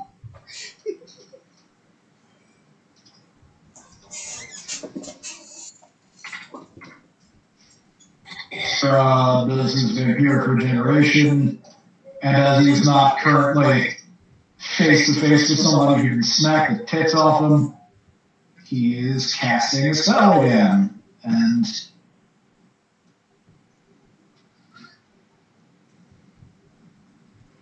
he seems to vanish for anyone who can see him, which I don't think is anybody.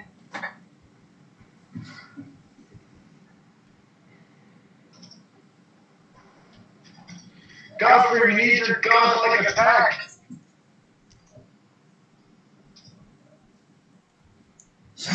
Vampire Spawn, the ones that are engaging in the battle, I will roll. They begin to push the mongrel folk back a little bit, but they're still not making huge headway. Has the sunlight melted the ones that are by me and Triswell yet? It deals more damage.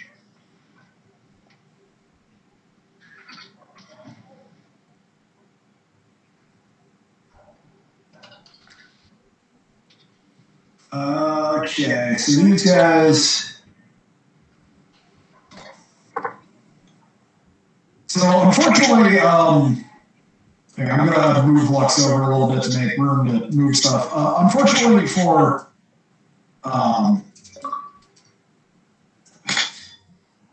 Durzo, they realize that you're the source of the sunlight, and they're just gonna rush in and try and beat you to death. Yeah, what's new? Hi guys, my name's Durzo, and I produce sunlight. So one is going to claw at you. Yeah, he's going to hit.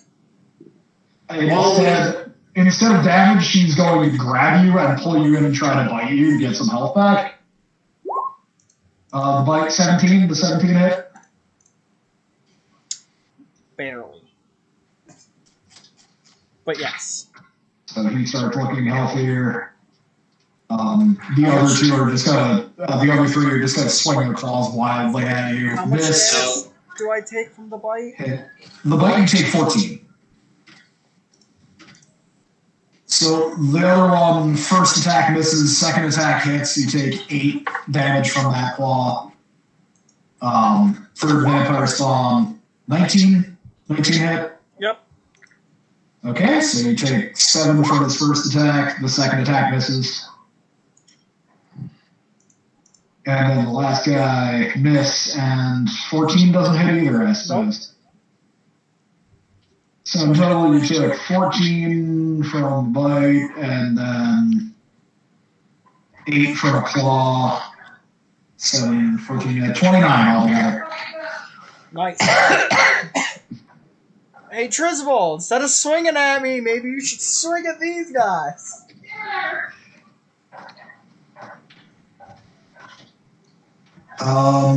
Bucephalus is going to begin flying off over the wall and into the distance. The mongrel folk begin pushing the Vampire Spawn back away off the wall.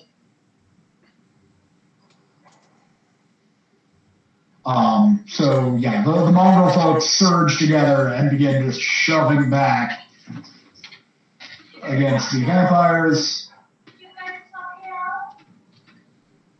Strahd is doing some secret shit as a legendary action.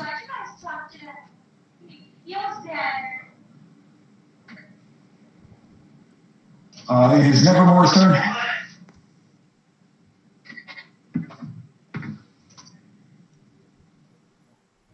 Okay,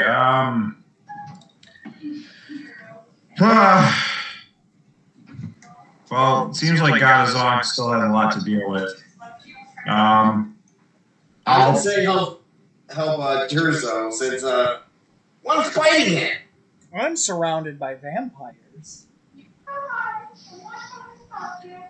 The Raven would have to disengage from the wolves, though.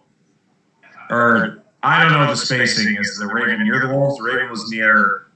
The Raven wasn't near the wolves, no. No. So I guess it could move to here to help Durzo a bit. Okay.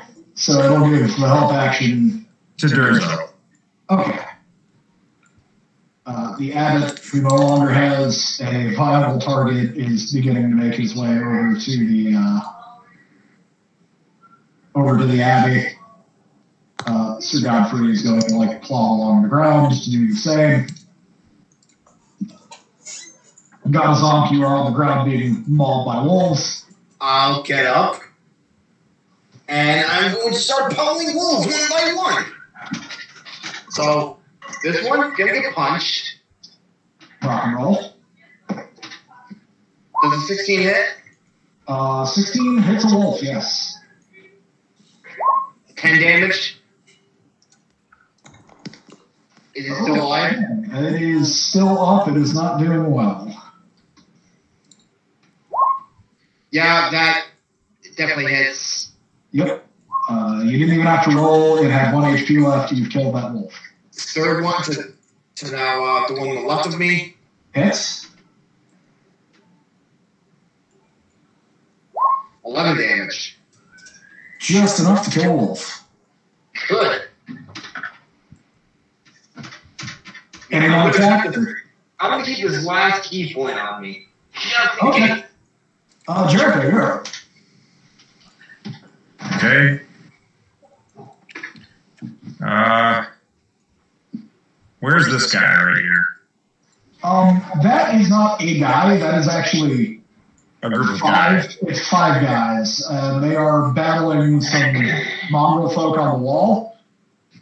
They are up on the wall. You're kind of hovering over. You're closer to here in the air, so Okay. he would be closer to. I mean, if you wanted to shoot one of those guys, you easily could. I think it would be better if I helped the situation over here. So I'm going to shoot the guys over here. Okay. Try to, I don't know, thin the herd a little bit.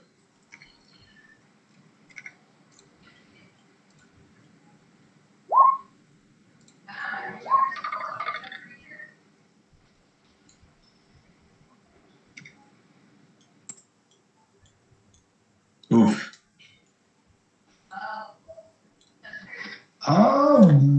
Those both actually go wide.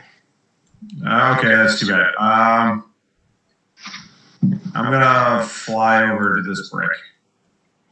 Okay. Okay. So you're moving closer to The action. fight on the walls. All right. Next is a whole bunch of, less wolves, but they're still trying to maul Gazonk because that was their last order. First one misses, and misses. Pack tactics, it does hit. Oh, the last one does hit you. Okay, I almost forgot about that. So 6, and I need a strength save.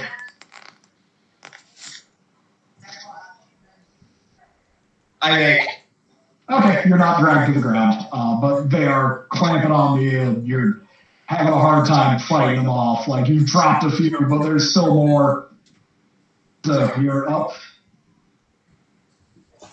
If we're gonna have an AA meeting type of thing, I'd be like, I'm God of Zonk. I like to punch, low blow punch people. Just punch everything square in the dick.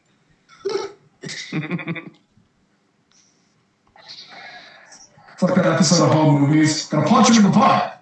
I'm gonna punch him in the butt again. All right, let's move away from the butt. All right, so Durzo. I'm in danger.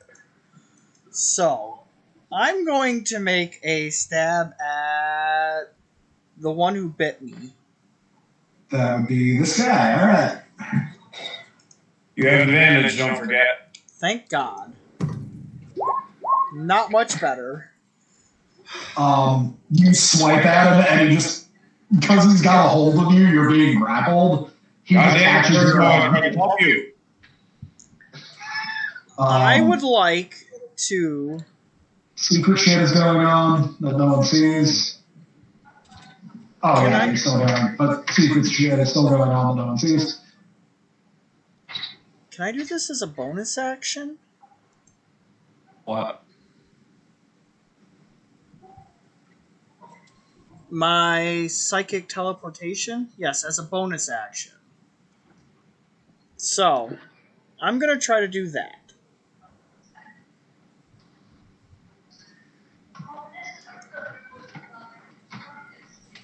Okay. Psychic teleport. What is the roll there? So I can expend 1 psychic energy die, a d8, and roll it.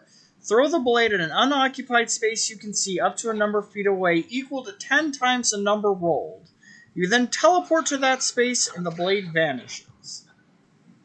Okay, so you teleport 70 feet? Up to. You don't have to use the full one. Yeah, but I also don't want to be anywhere near these guys anymore. Okay.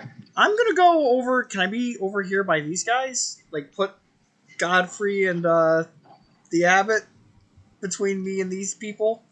You can teleport down to the bottom of the hill, yeah. Alright, I'm going to do that. Okay. Oh, I forgot. Godfrey regenerating some HPs. I'm going to show up down there and be like, hi guys, how you doing? Oh, the Abbey's in the air. He's flying at insane speeds towards the Abbey. Well, once the Abbey comes here, it's all game over from here for that. Yeah. Okay, so Durza teleports away. Trizzle. Has the mist been cooked away yet by that moonbeam? Yes, it would have been. Alright, so I drop rage and fall prone to the ground and start screaming. I take no action this turn. Done. Yeah, which now your mind is free, but yeah, the initial shock, I guess, that's fair. There's actually a second phobia for Trizzle that doesn't come up as much, but this battle is triggering both of them at once, and he is no longer capable of participating. Oh shit, what's the other one? Killing someone by accident. Oh, gotcha. Who did he kill by accident? Being forced to attack his friends. Oh.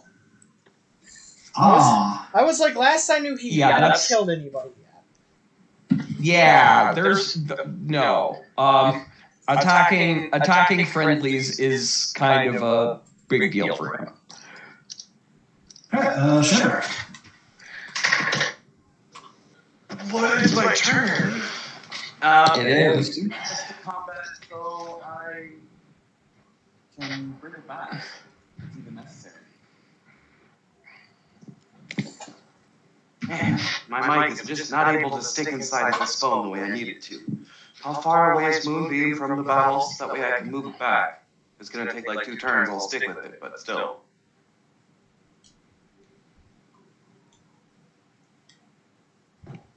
Hello? Uh-oh, I'm sorry. How far is Moonbeam? Moonbeam is about over here. It's about 80 feet away from you. Alright, I'll take the first action to bring it as from me, so I can just put it on like a vampire or something. I mean, you can start pulling it in towards... I'll pull it towards, like, this wolf. Okay. Or this one, if it's not far enough. Yeah, you can reach a wolf. And quite honestly, I need to save some spell slots, so I'm gonna just... I basically expended almost all my key points just to make sure that bitch died. Yeah, that's why I'm chilling on the other options. We're gonna frostbite and flazy. Whichever damages roll first and whatnot. Flame Seed for an attempted strike of You still got to roll to attack. 18. 18 on Yandy. The vampire in front of me and the now very sad Driscoll. This guy. Okay. Is that max? Not too bad. 8. Okay. And now while my frostbite, you'd like to roll. Con save of 16 for same vampire. Nope. He takes 4. And has disadvantage on the next weapon attack roll it makes before the end of its next turn. Okay. Just honestly the reason I love frostbite. Alright. One more bit of secret shit is going on. Oh, this is the official end of my turn. Okay.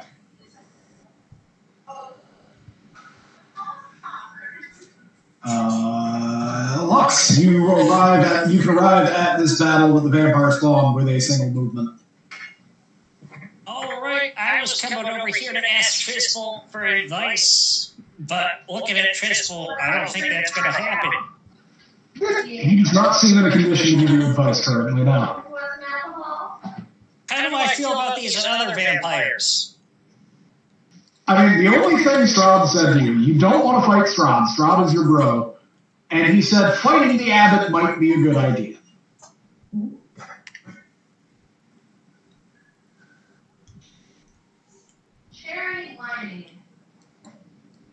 Are we not, like, is he and Strahd just not close enough friends for him to be like, you would be wrong. The abbot was at my kid's wedding.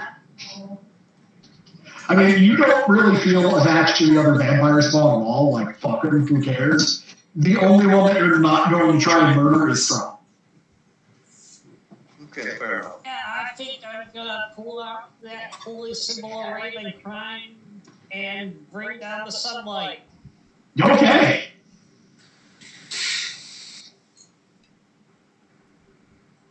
So we're going to be having double instances of sunlight around them? No, I left. Okay. I got out of there when they did about half of my health in one hit. Oh, what's the big problem? I'm surrounded by wolves. I would rather have wolves. I guess I'll be blasting those ones here. It's like 60 feet.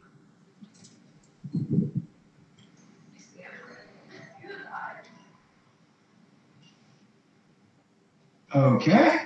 Yeah, all of these guys are within, all 4 of these dudes are within that.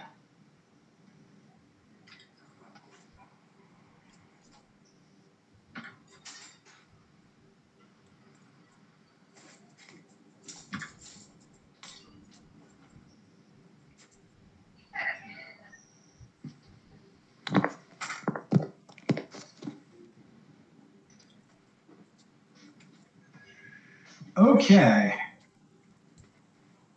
So you're activating the holy symbol. Anything else?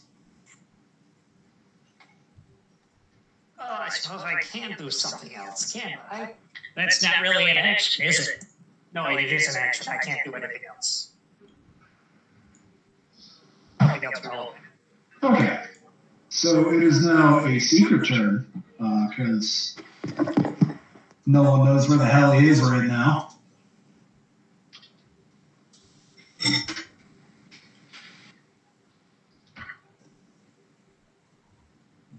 I need... God damn it. I need your little thing that I didn't think to pull off.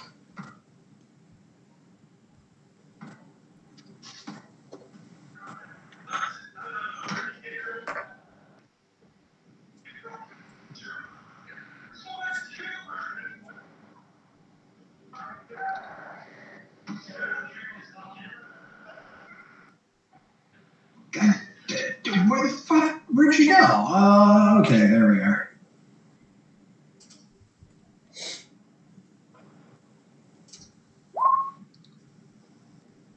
Oh, okay. That's bad. I don't like that. When the DM's going, that's bad.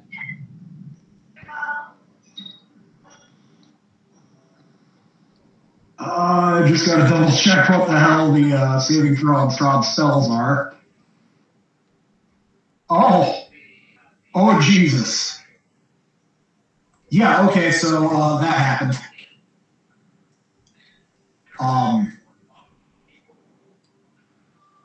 Nobody is aware of what happened.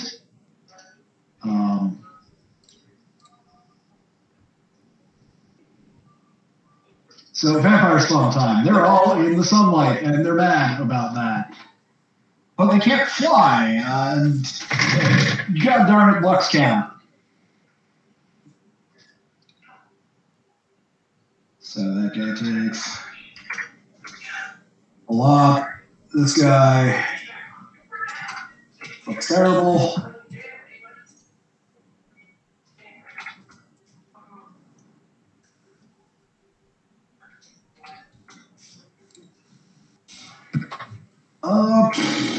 Okay. So it being their turn, let me do their random, see how the main battle. Yeah, vampire spawn are not doing well in the battle. They're just being overwhelmed by sheer numbers at this point. The ones.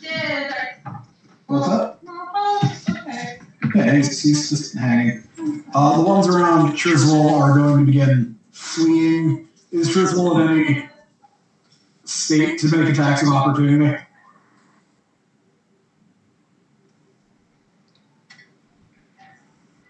Or is he still, is Triswell still kind of distraught? I am on the ground, scream sobbing, and not wielding a weapon. Okay, so this guy just double moves out of here, same with this guy. Sounds like a typical Thursday afternoon. This guy is also running. This one, as part of his movie, he's going to use an attack action to try and grab Shedrack and drink him because he wants some HP back. 17 to hit with the claws, which I believe does. And he's grappling. the finest blood in the land. Only he doesn't hit with the bite, so frustrated, he just keeps running. Yeah, little bitch. Yeah.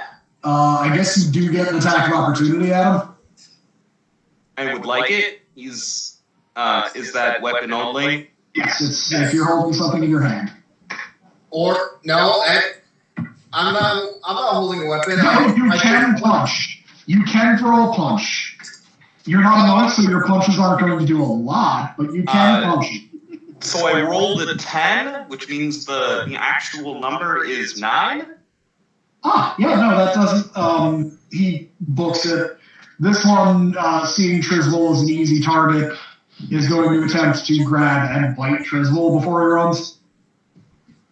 I guess, would you say you have advantage because you are not... His advantage on me because I'm prone. Okay, so... I didn't want to say it, but I figured if you brought it up. Hits with the grapple, you take 16 damage as he bites you real quick, and then he also begins just running off.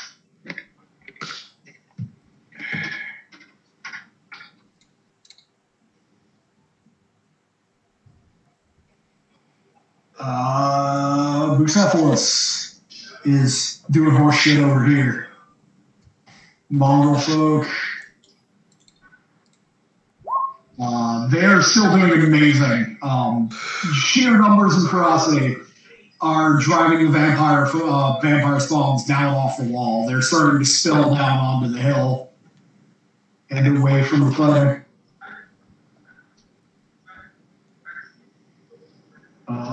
Raven's turn.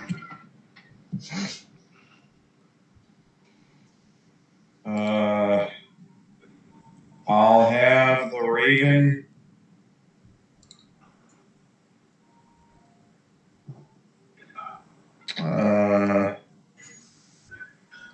move over here and help Gadazok. Okay. I just need to make a couple of... No, I don't need to roll anything because secret shit is happening.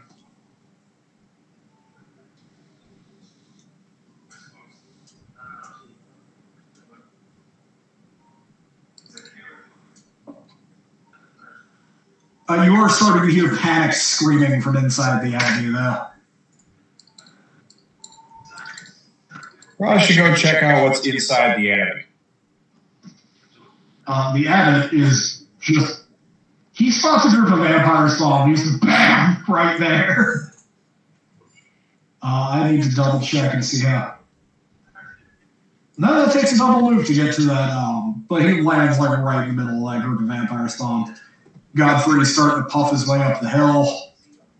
Gonna have to roll him in athletics.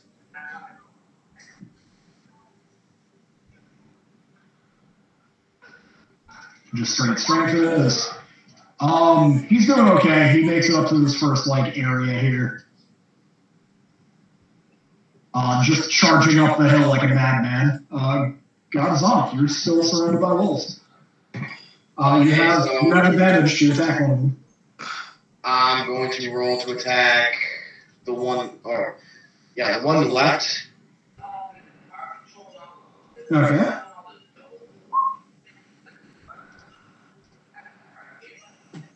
Is he alive or is he dead? Still alive. Holy! Yeah, you don't even need to roll damage. He's very dead. And third one to the north of me. Okay. Max damage. Dead.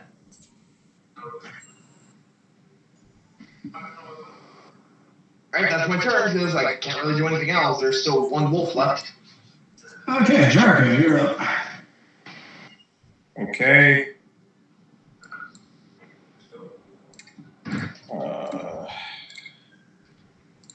feel like I should check on what's going on in the Abbey.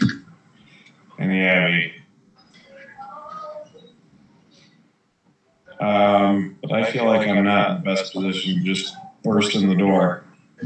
I'm going to try and dust off these wolves here for God. Okay.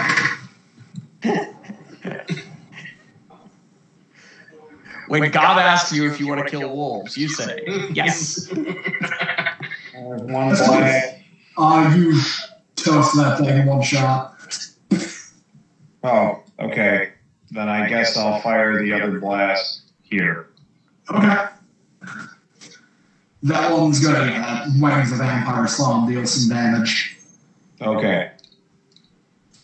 Durzo, you're down at the bottom of the hill now. That I am. Have I seen that the area's cleared out mostly up there? You saw Lux land and hold up the holy symbol, so you just see a burst of sunlight. You're not in bad things. You see what happens to vampire spawn in sunlight. Alright, Lux is flying, so they can't exactly all jump on him. Since I'm assuming going after him, are there shadows? Not particularly. I know this sounds like a dumb question for Barovia. You're behind a tree, and it does have a large shadow cast by the holy symbol. Would I be able to shadow step up there? Back to the top. I think you can only go 30 feet at a jump, right? 60 feet to an unoccupied space you can see. You could get back up onto the path, yeah. Godfrey's up there, so you can jump out of his shadow. Sure, I'll do that. Okay, so you appear next to Godfrey.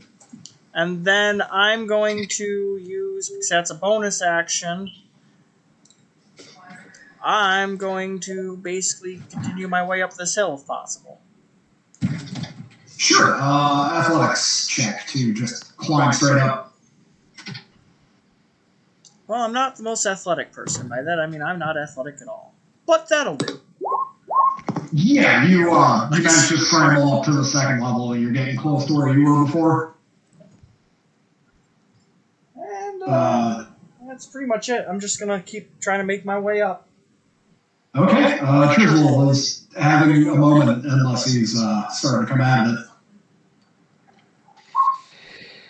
Okay, so Trizzle is in this kind of emotional shock period of like having to attack his friends and wolves, and then somebody bites him. Somebody claws him and grabs his neck and bites him. And I see my own blood trickle down. And once again, the fear turns into, oh, I'm gonna fuck that guy up.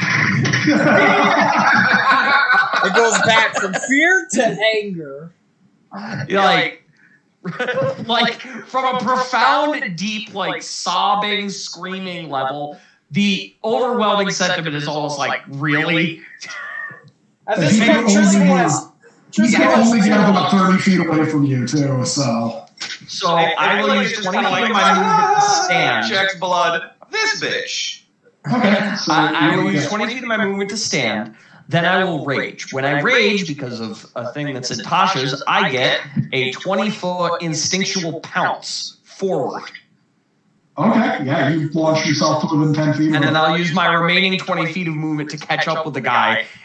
I will actually circle around in front of him so that he can see me with my claws drawn. Okay. Trizzle has 2 moods, scared and angry. And I'm just incomprehensibly, like, just screaming the whole time as I start to claw at him. Okay. So actually, yeah, this would probably be reckless. Okay, yeah, go for it. That'll hit. 21. 22. Definitely hits as well. 24. Yeah, all of them easily get him.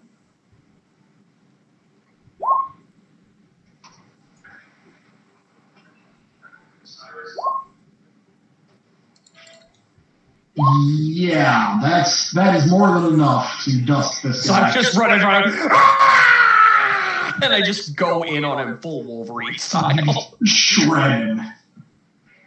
Just torn to bits.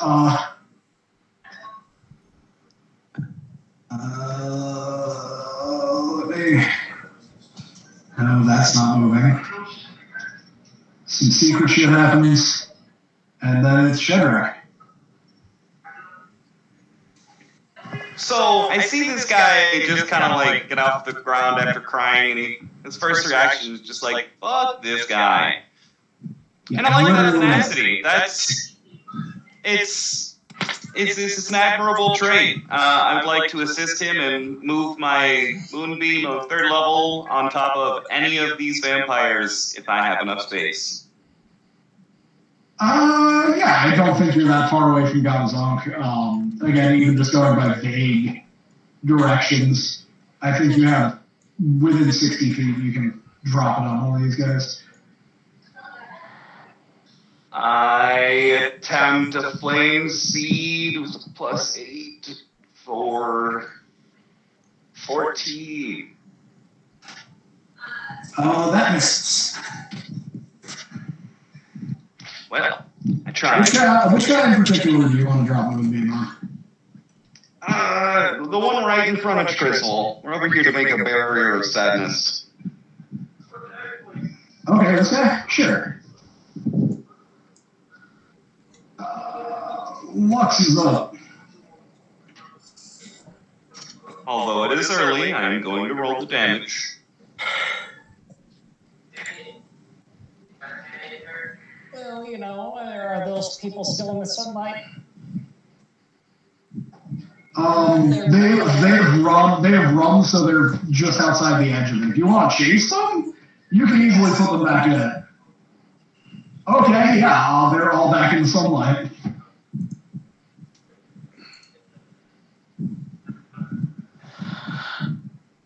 And which one looks the healthiest?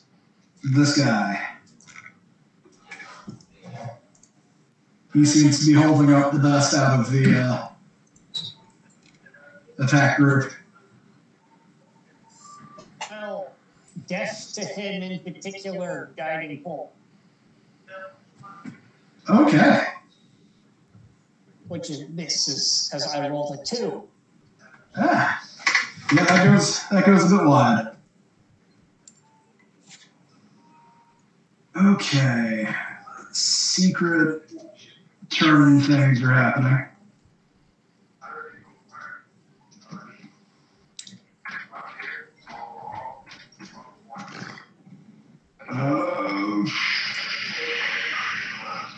Move the thing. So, vampire spawn turn. The ones that have been fighting on the walls are now beginning to pull back. They sort of have a moment where they look up and then they just begin fleeing. The abbot is probably going to like absolutely murder one as it makes its way out. These ones are fleeing into the woods here. The only ones who really got to deal with are the three that, they're near you guys, Trisbol and Shedrack. They realize you're chasing them, so this one's going to try and jump on Trisbol.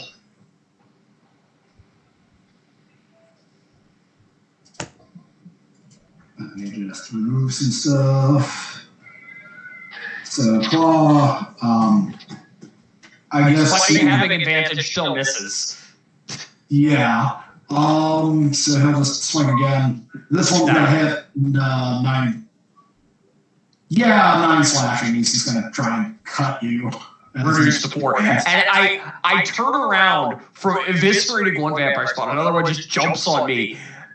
The first one's this awkward lunge that misses. The second one scratches this big scratch across my back. And I just turn around with the, Michael Myers, not even the Michael Myers face, you what kind of, crazy smile face as I'm just continuously screaming and turn on this guy. This one's going to just continue double moving. He's legging it to the forest. This one is realizing that the sunlight is following him and he's probably not getting away, so he's going to try and bite Shedrack. So, Claw, 21, so he grabs onto you. And the bite doesn't hit, though, but he's got you in a hold. Bucephalus stuff, more horse stuff. Mongol folk. The Mongol folk, seeing that the vampire spawn are retreating, have decided to just hold position on the walls of the Abbey. So they're not really going to chase or do anything crazy.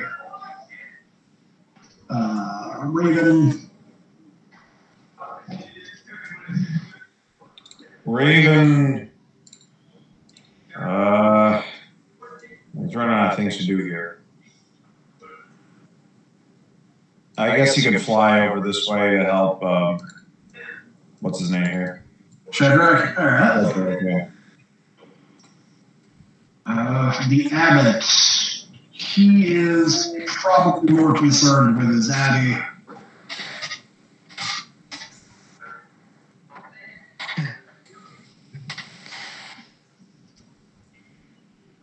He is going to fly into the walls and land so you don't see him anymore, but he's somewhere in the Abbey.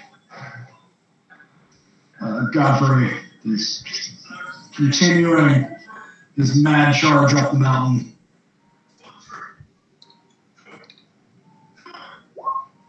Still enough. Godfrey is not having a good fight today. Comes on. Can I chase after this vampire and punch it? That is not a vampire, that is a group of 5 vampires. Oh, that's a group of 5, so, don't want to fuck with that, so... You can go after it if you want. You are... See, they're a more realistic distance from you, so they are closer to 150 feet away. Alright, so I'm just gonna go to the one close to the Shedrack. That one you'd have to double move to get to because they were running away, but you could get there. At 40 feet? Or 45 feet? You'd still have to do a double move, yeah. They were more than 60 feet out this way towards the forest. Okay. One of my other questions is, can I double move closer to where Trisbol is? Being out faster than everyone. You could probably reach Trisbol if you decided to just absolutely leg it, yeah. Like if I'm right here? Or I don't know if I could be like right here. I would say you could get here. This guy is further than I put him. Just relative size and all. So, like, where I'm at is okay? Yeah, where you're at's fine. Okay, so I didn't know if I could be, like, right here. So you double move, you get there. Jericho.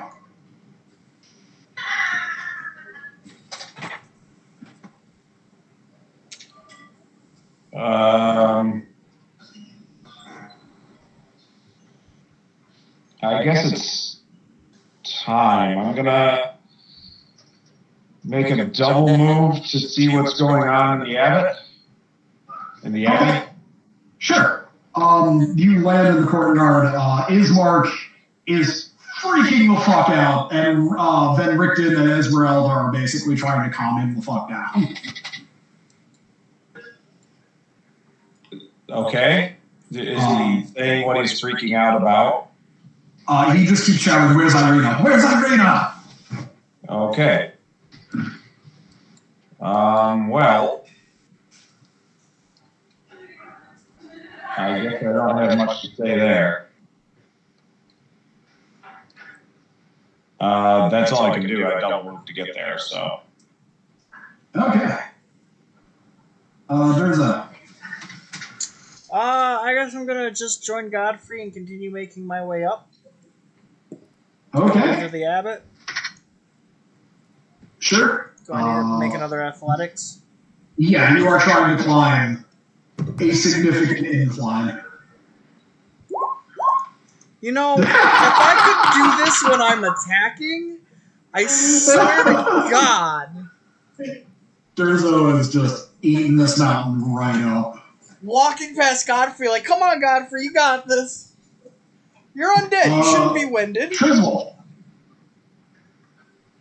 Somebody just tried to attack me. That's going to turn out to have been a mistake. Okay. Reckless attack, 3 claws. Sure. Yep. 21. 24. Definitely it. Yeah, all 3. And 19. All 3. Ribbons, you say?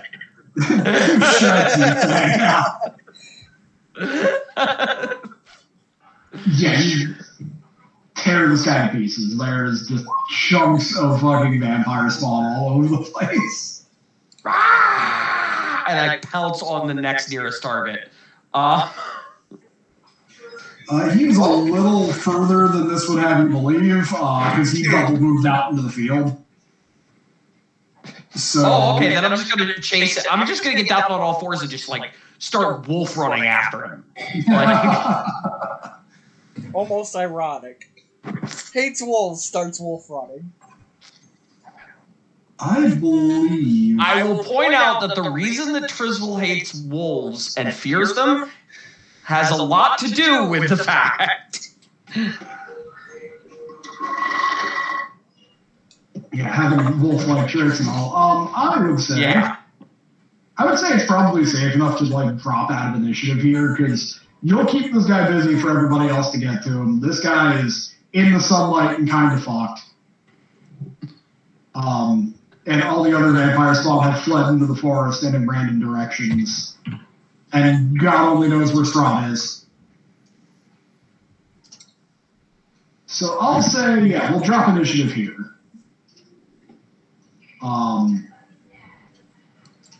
Just narratively say, like, yeah, you're not going to have a problem finishing off that one vampire spawn and the one in the sunlight is toasted. There's no way. So the battle sort of winds down. And yeah, the town of Kresk is a mess. The chunks of it are on fire. A lot of the buildings are burning. From what Jericho can gather, yeah, Esmeralda and Van Richten are trying to calm down Ismark. Something has happened. He can't find Irina.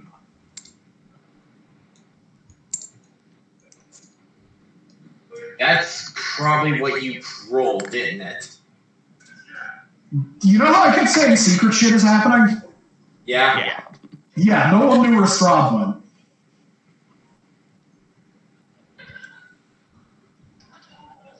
I just. Well, being that we killed his second bride.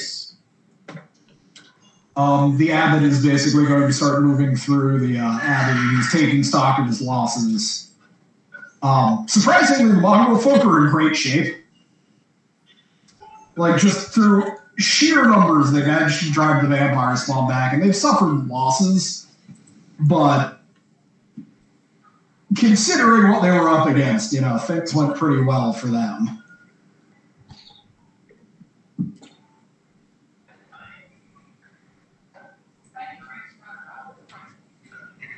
Let me remove these guys.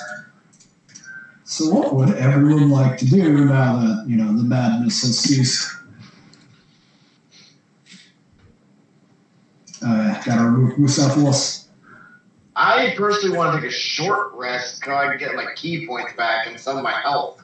I don't think we have time for a short rest. I think we need to figure out what happened to Arena and... Mark is freaking out because they were in the most secure place in this abbey, and she just vanished. And we know Strahd's been looking for her, so she probably has a limited amount of time.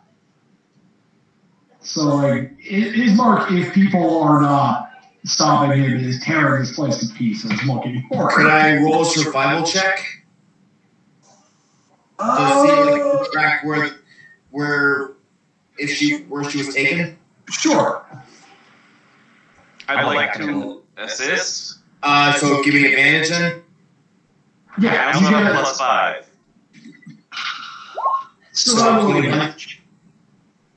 So the best you can find is Ismark will point to where he last saw Irina, and she had been standing behind him most of the time. You can see where her feet were. You can see boot prints, and nothing else. It's not like she moved from that spot. I try to go over to that spot. With your 21 survival check, I'll say, in the dust in the floor, you notice, her boot prints, they move to this area, they stay there, they don't move.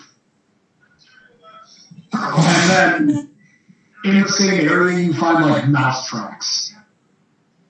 Mouse tracks? Is there, a trap door somewhere? Oh, wait, no, did he polymorph her?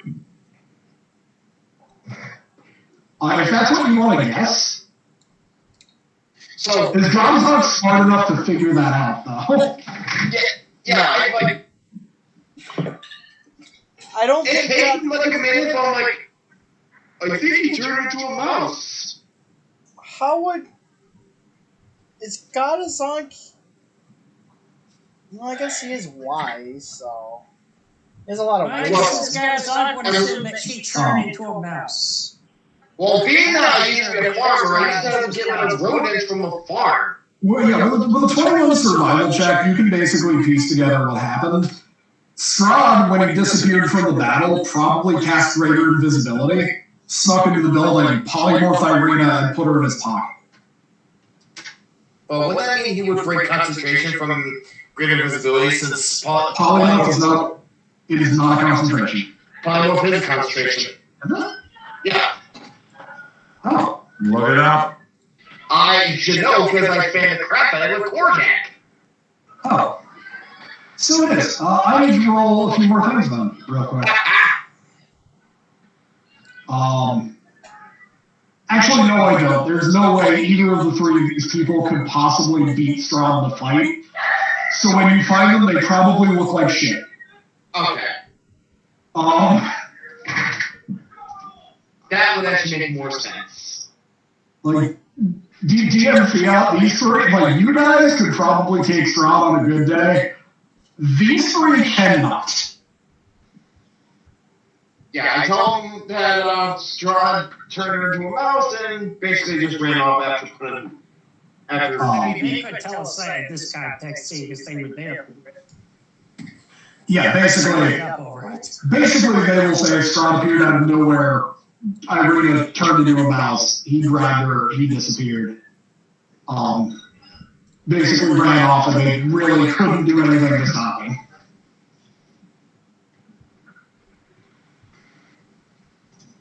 Because, whether or not they can attack him, they don't do a lot of damage that he can't heal from, and he can devote all of his legendary actions to running like hell. So I'm guessing we can't even chase him right now because he got away. He spent most of the fight, after that, panic shouting that everyone heard from the Abbey, which was several turns before the end of the fight, he would have spent every turn after that using 3 legendary actions to just run. So yeah, we can't even chase him. Sonic, the vampire. I kind of goofed on the polymorph thing, but when I think about it, no, his plan still works. Nobody in the Abbey could have fallen except for you people and the Abbey. Yeah, I had to make sure I fixed that for you, Tom, because remember, you have to keep making me roll con saves or not you. Robin had to make me keep rolling con saves when I was Kordak. Right, yeah. I had a moment where I forgot about that, that they're both concentration. But then the plan still works because while these people are badass in their own right, they can't do anything that Strahd can't heal from.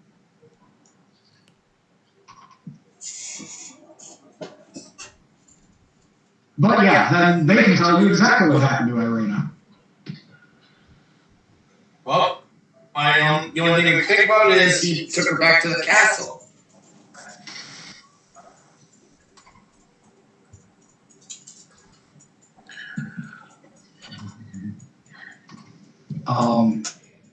After a time, you probably do have time for a short rest because, in the aftermath of the battle, and everyone kind of calming down. Ismark is freaking out. He wants to go after them immediately, but there are enough people to talk him down and be like, all right, look, rushing Castle Ravenloft by yourself right now is dumb.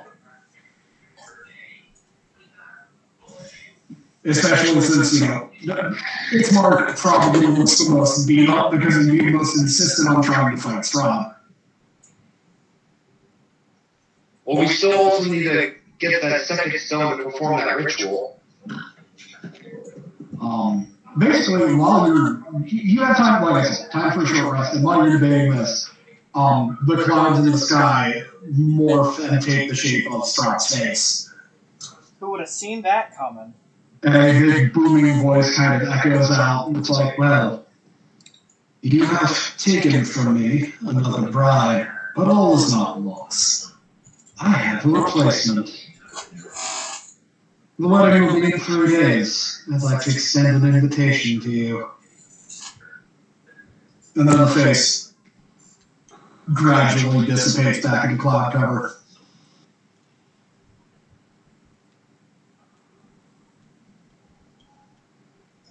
Do we know, is 3 days enough time for us to maybe get the other stone and do the ritual with both of them? Or is that too short of a time? It would not take that long. Yeah. You can travel the entirety of Barovia in like a day. Yeah, but I don't remember how long the ritual takes.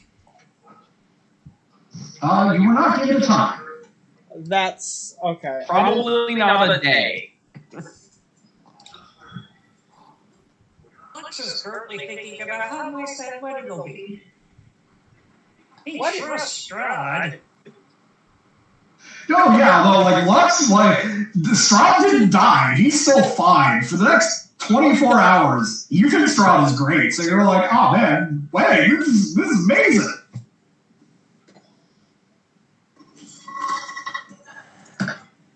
It's so nice. I hope he doesn't marry another vampire, though.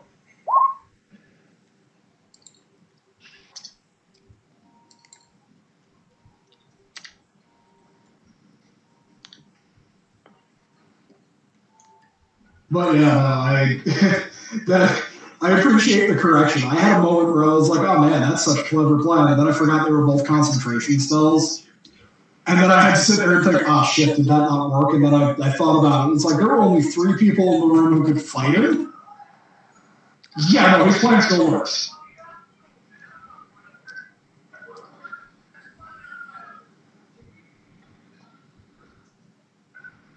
Like the only two really spec to fight strong are Esmeralda and Van Richten. And while they do okay, they don't have anything that does some damage.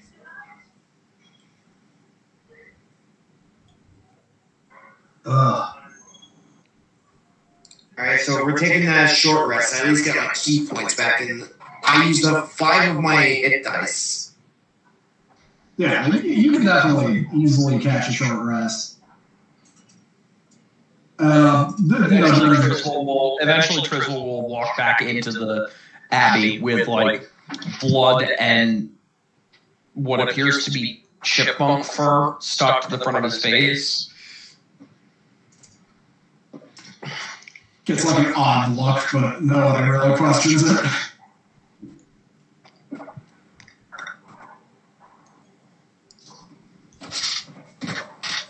The abbot, meanwhile, is like moving through. He's taking, like, he's lining up the beast people into ranks, and he's like, he will come to the party at some point and be like, "So, this speeds up our plans, yes?" You didn't really give us much of a choice, so I suppose so. Well, my men are ready. It seems they do all right fighting vampire spawn. I myself will go with you, of course.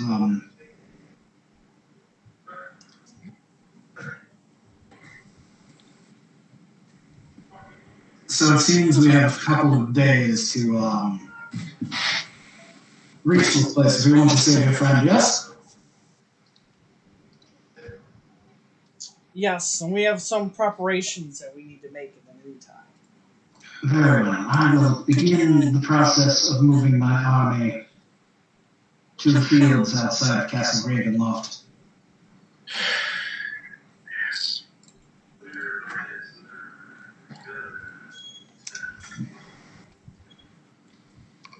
Do we want to also, while we're out, talk to the other allies of ours and tell them to get ready? I think that would be wise. Godfrey is like, yes, we can definitely count on the Knights of Argonlost. There are not many of us that still have our minds, but there is not one among us who would not relish the chance to attack Castle Ravenloft. Well, the more bodies, the better, I would say.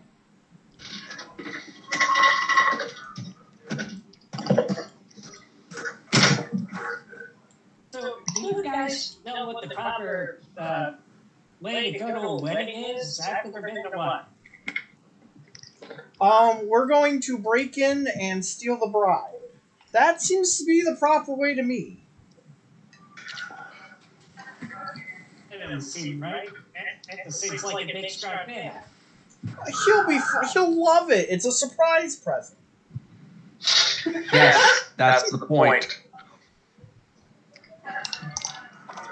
You'll never see it coming, and those are the best gifts. I'm gonna look at Shadrach and Jericho.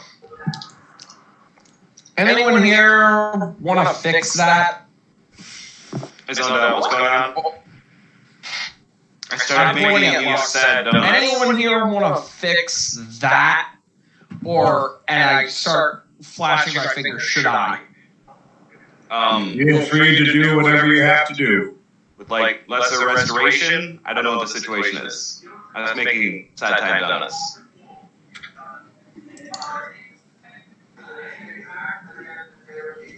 No, there are only 2 ways to fix this.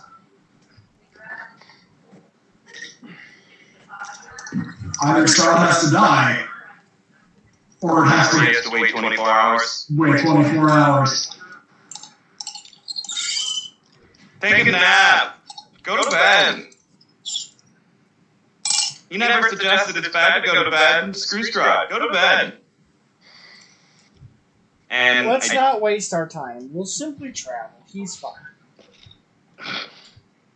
He'll get over it eventually. Like other people, I'm just confused about planning against Strahd is all. We're not planning against him. It's a surprise present.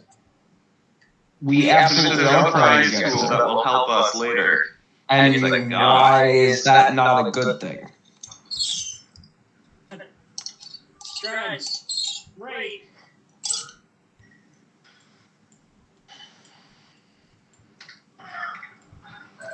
Hey, y'all remember when I tried to kill you?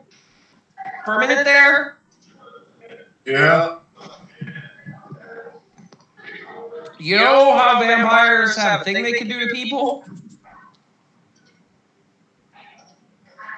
Oh, Tom. With that, I believe with that, there's a third way how I can avoid, like, how I can dispel that. Oh? I will also Still listen to mine, right? Yeah, not on somebody else, unfortunately. Yeah. No, but if he did it on me, I'd be like, nope, I spend a turn to make sure that. But here's the thing, though. Did he do it to you? No, I'm saying Then if. that doesn't help the problem we have right now.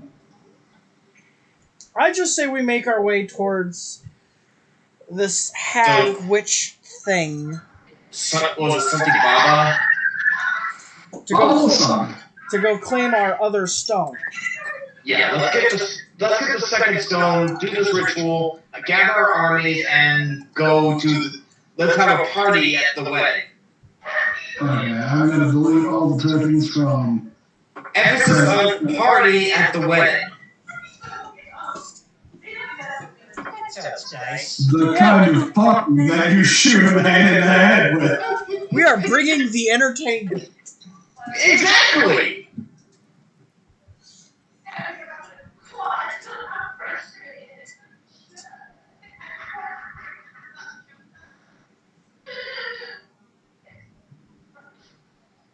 I forgot. What happens if we actually don't, like, Strahd actually does get married to her? What happens? Nothing good. Not a clue. We'll find out. Mechanically?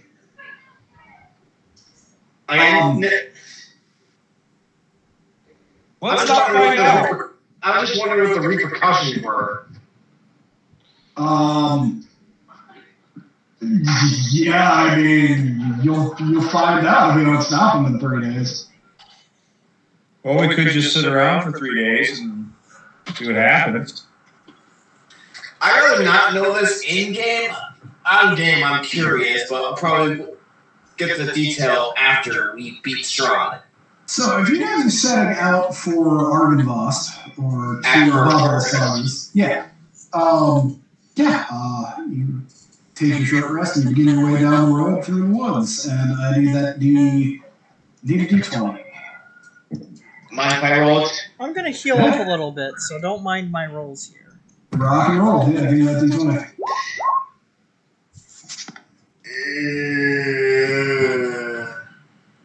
Is that 19 the one you just rolled? Yeah. Okie dokie. I need another spin roll. I just have to pull up a chart.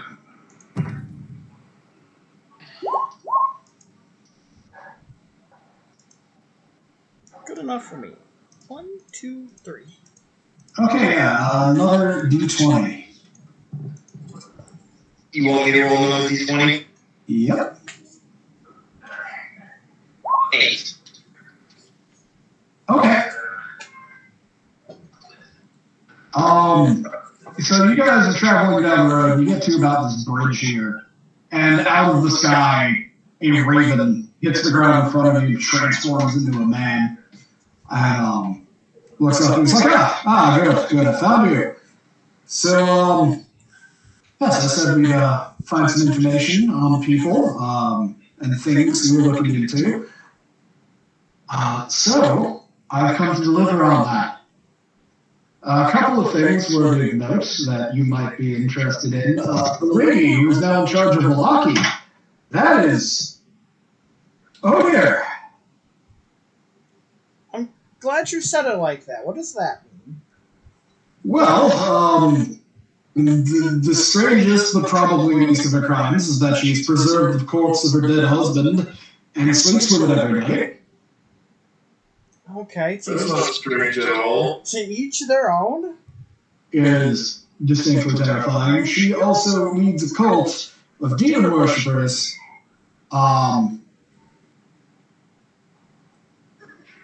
It is very unsettling.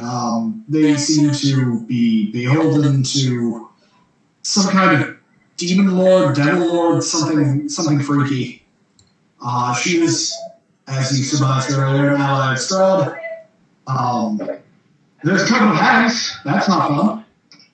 But they're not in Blocky, though. This is a separate thing. They live in a windmill. They make weird pies. Oh, what weird pies? Something about dreams.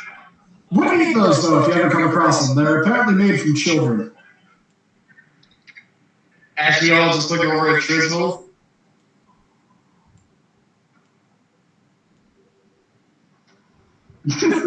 Who's been stuffing them in his face. We finally figured out what the dream pastries are made of. Soylent Green. I always knew there was a reason I wouldn't eat those. But yeah, the word, like yes, it's a couple of hags. They live in the windmill. So the problem with those pastries is that apparently people find them incredibly addictive. I once heard of a place far away where people got addicted to a certain drink. I would avoid stuff that tastes too good. Well, the problem with them being addictive is they use them as leverage. If you can't pay for them, but you need them, they'll ask for a child. Well, they're out of luck. We don't have a child. Godazonk is about as wise as one, but I don't think he will suffice. Perhaps not. Well, I made Godazonk like in his 30s. So I don't know if they're aligned with Strahd or the devil or not, but there's a woman. They have a child that they're not turning into pastries. They've apparently found a girl. They're trying to turn her into one of them, make her part of the coven.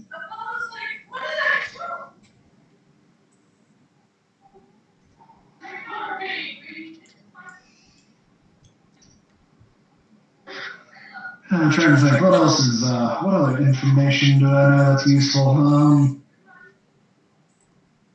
Kind of sense. There's a fisherman, and he's been seen on Lake Zarovich lately. He's been acting very strangely. Strangely how? Well, no one's caught fish out of Lake Zarovich in years, so why would there be a fisherman?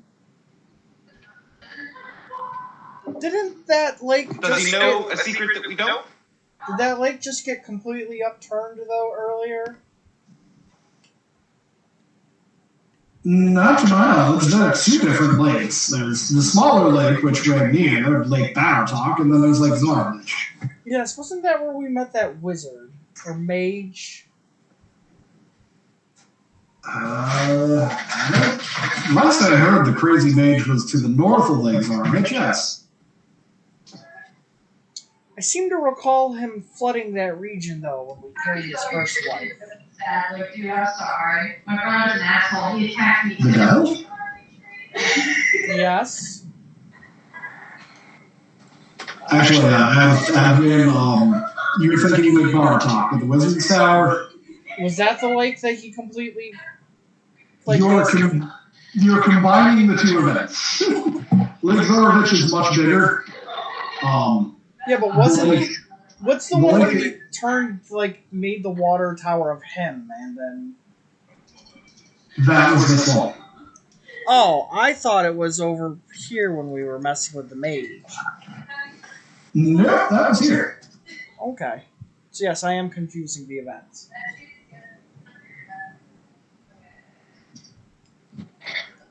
Anyway, but yeah, I can keep an ear out for anything else interesting if you like. Those are the only real tidbits I've got. I mean, the obvious, you saw the face in the sky, I'm sure everybody did.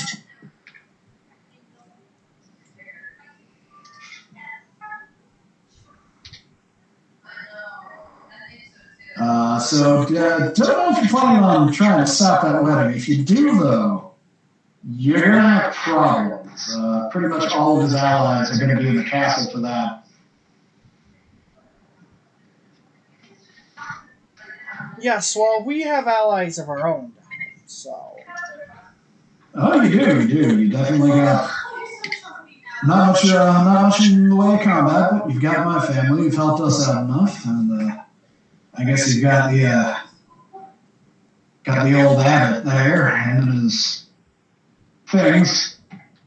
Well, we also have the Knights of Argos. He kind of like looks over to Godfrey and he's like, oh yeah, the Revenants, yeah, they're not fans of Strahd. So yeah, I can see them wanting to help you out. So I mean, we have a decent army ourselves. Fair enough. I just hope it's enough.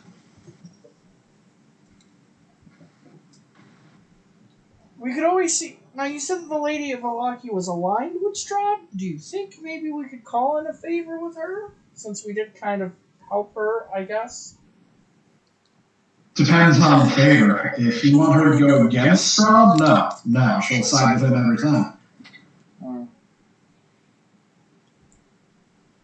She was obsessed with Matt. She wanted to be one of his brides. He just never took an interest in her.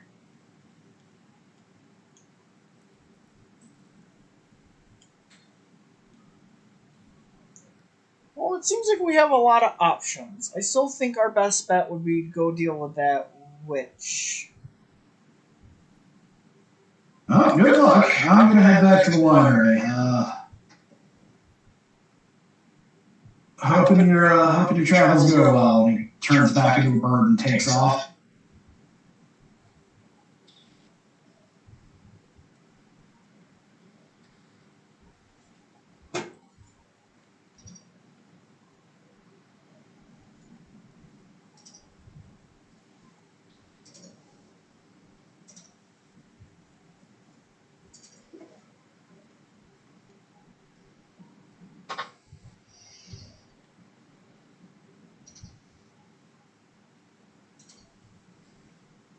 Silence.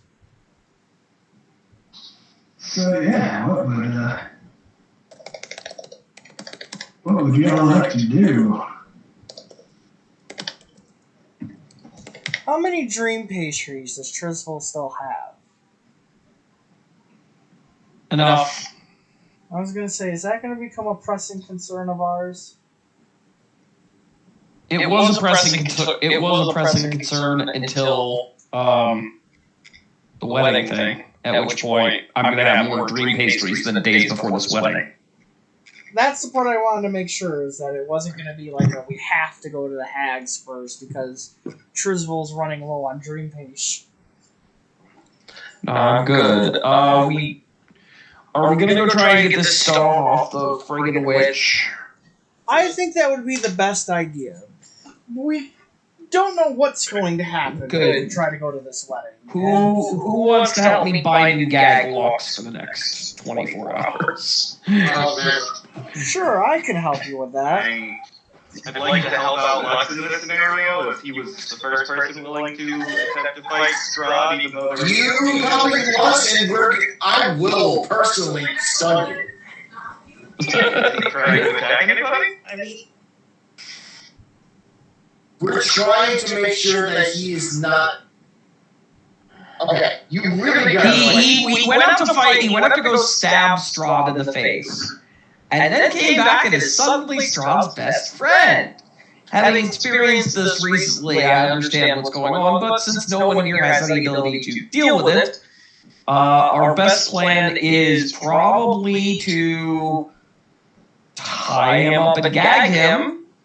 On the other hand, I didn't have any other trouble attacking the other vampires.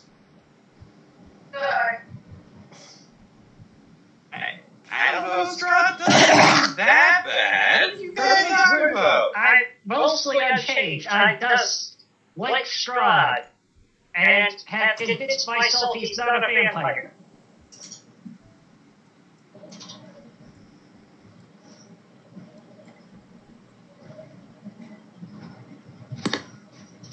And here, the journey to the castle continues. I think it's If I more was going to fight him specifically, I think I'd probably fine. just avoiding Are we going to the castle? We're going directly to the castle? No, we're going to the witch. Oh, I thought you guys were going to stop arguing awful. So, I guess we'll do that. Actually, I think Argynvost is on the way. We should probably stop there. Tell them about the wedding.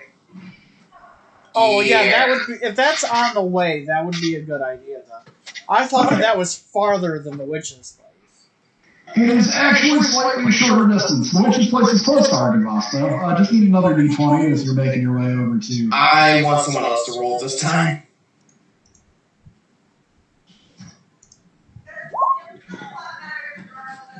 Wow, you've barely gotten an encounter this entire time. Today you're getting them all. Roll another d20.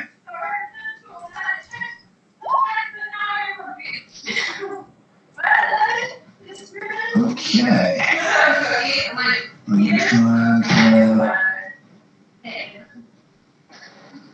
Okay.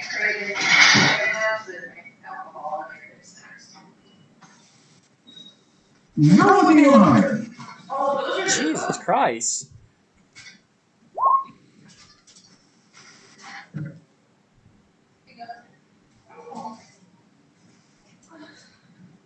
So, in the middle of the path, as you're moving through this area, you see, like, sticking out of the ground, right about here. Yeah, that's it.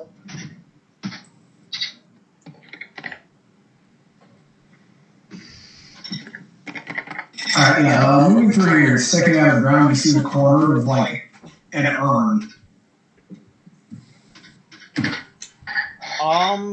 I guess I'm going to investigate it? Okay, yeah, you start digging it out of the ground, and you start to notice it's the type of urn that you would keep a dead person's ashes in. I would probably imagine, being that it's Barovia. There's a lot of dead people. More disconcerting is that it has the name etched into it. And it is the name of someone Durzo would know very well. Like a family or loved one? Yeah. Well, this certainly doesn't belong here. I guess I'm sticking it in my bag.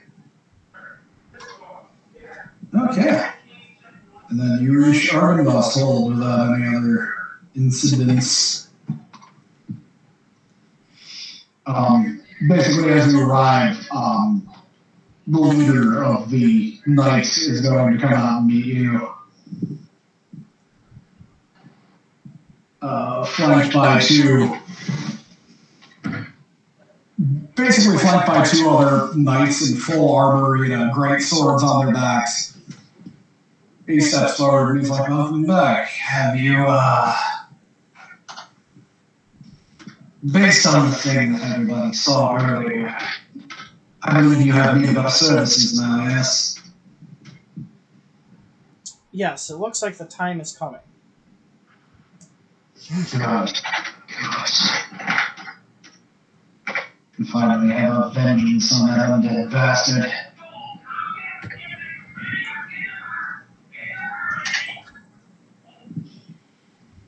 We will begin making preparations. Move ourselves into the fields near Castle Ravenloft. When the time comes, you will find us near the gate You know the one, yes? The large gate in the middle of the field.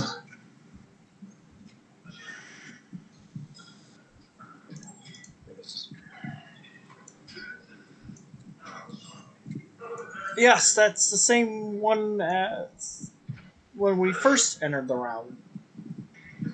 It is a very similar gate, yes. The exit and entrance to Barovia has an identical gate.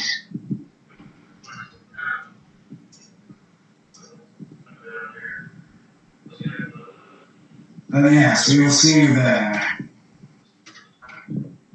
Alright. Sounds good to me. And then he and the other revenants will retreat into the castle to begin making preparations.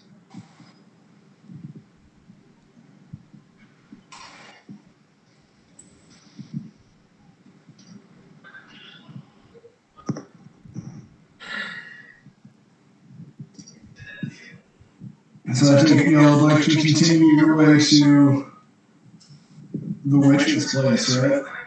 Yeah. Okay. So it takes a little bit of backtracking so you don't, tumble down the mountain, but you would end up going back. Whoa. What have I done with the token? Going back this way a bit and then looping around. Just need one more d20 as you're traveling along the river. Alright, next person's turn.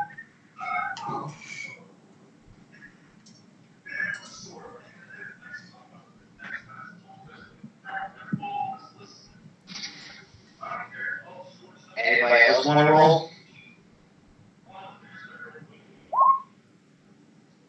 Good lord. Okay, one more d20.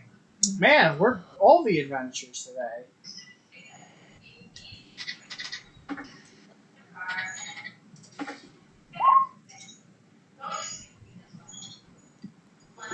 I know that it is a little early, but I believe that something...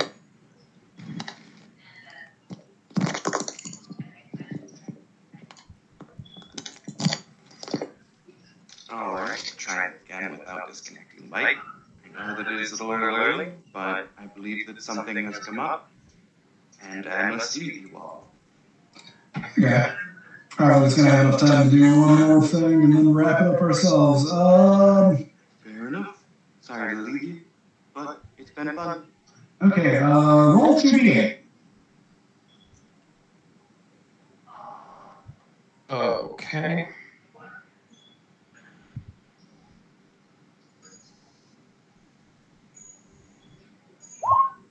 Seven. Okie dokie. Go random battle map here for this. Crap. Wow, it's an actual random battle map encounter. It's been a while since I've had to use one of these. I would say move yourself up towards the north of this map.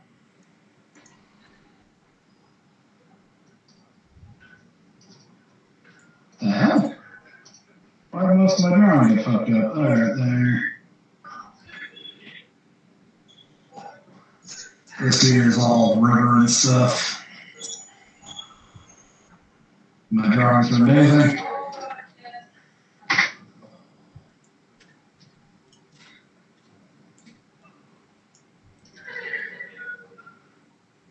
Also, at this point, I will say,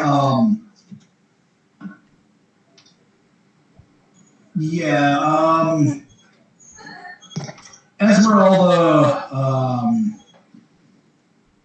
Van Richten, and Ismark are basically staying with the abbot to help prepare to attack the castle. Fair enough. Godfrey, as always, is going with you because such is determined by fate. Shit.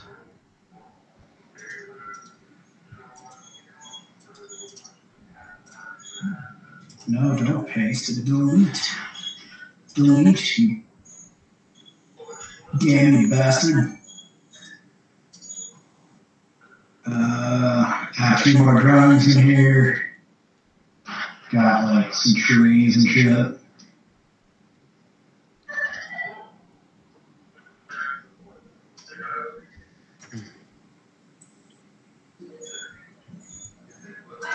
like a big rock by the river.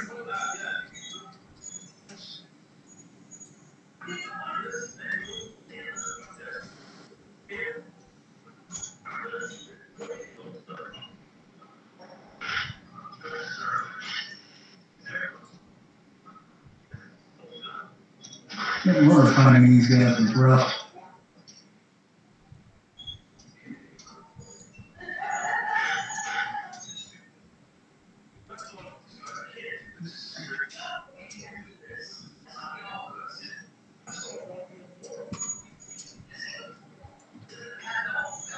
Okay, there you go.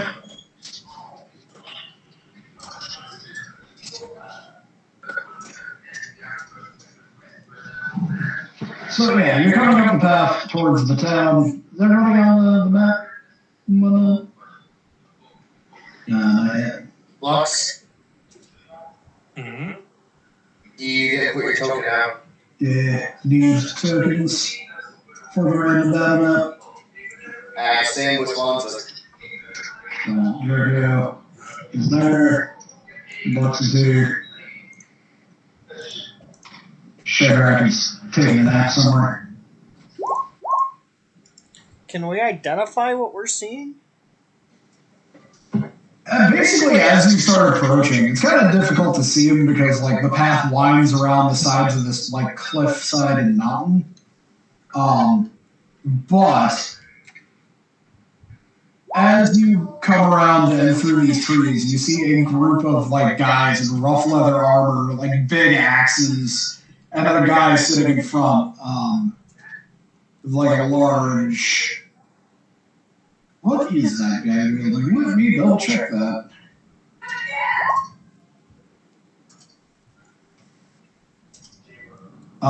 Basically, a number, like 2 spears across their back and a buckler strapped to their arm. Wearing better armor than all the rest, seems to be in charge. And the guy walks up and he's like, "Ah, you looking to pass, huh? Yeah, gonna need to be paid and told."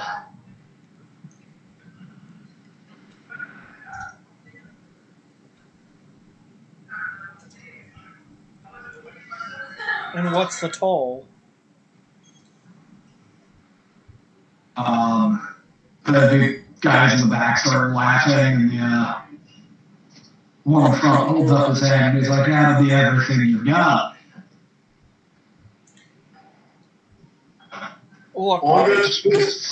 Look, buddy, I'm going to explain something to you. We've killed dragons. We've killed 2 of the devil's brides. I really don't think you want to pick this fight. Compared to half of the things we've seen since coming here, you guys are nothing. Roll intimidate. I'm not going to give you advantage though, because this guy's kind of laughing, and he's like, "Ah." You want me to roll what? Intimidate.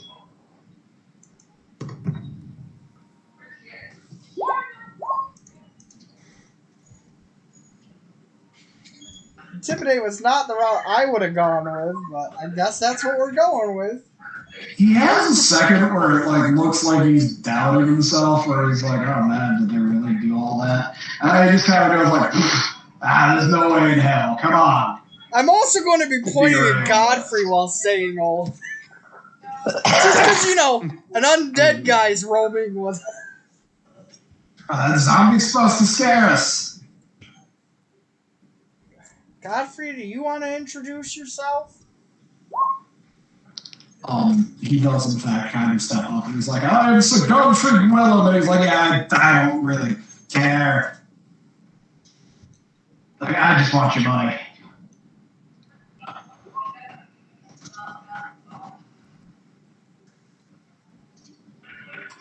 Alright, screw it. We'll just kill him. I was going to say, they're done bandits. This is happening. I mean, yeah, that I was about to just say, let's get this over with here. Okay. There's like, fine. Did Jericho get initiative? No, but I'll do it now.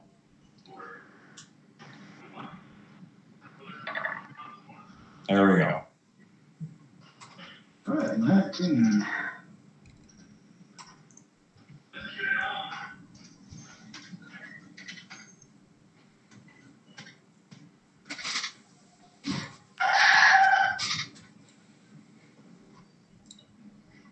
But it's one of those, like, these guys are stupid-ass bandits. This was happening. Alright, Jozo, you're up. Well, I tried. I would like to take that action where if I give up my movement, I can have advantage. Okay. And I'm going to throw Psychic Blades at the really big, important-looking dude in the front here. Okay.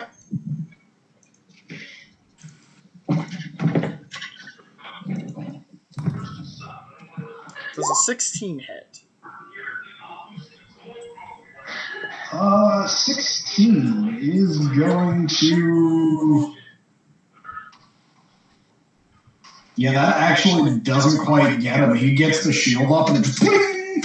Well, good thing I'm throwing Psychic Blades. I'm not done yet. Does a 20 hit? That does hit him. Oh, wait, I had advantage. Oh, yeah. So I guess the first one hits them. And then there's a 19 for the second hit. Okay. And because of the advantage, let's just melt his brain. Okay. Brain melted. Godfrey. I was hoping to just one-shot the man and let it sit at that. Godfrey will... Yeah, why not? He's undead, he's crazy, he's running in, he's gonna get, like, right up in these guys. He's gonna double move and get right up into these guys. Lux.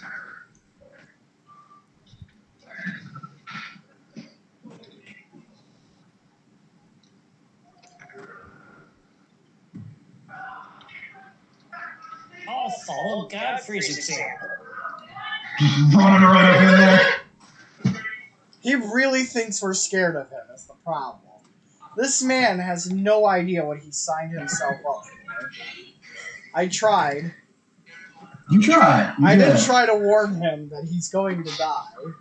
You did, but sometimes big dumb bandits are gonna big dumb bandit. 14, he parries that with a spear in his hand. That hits. That hits big.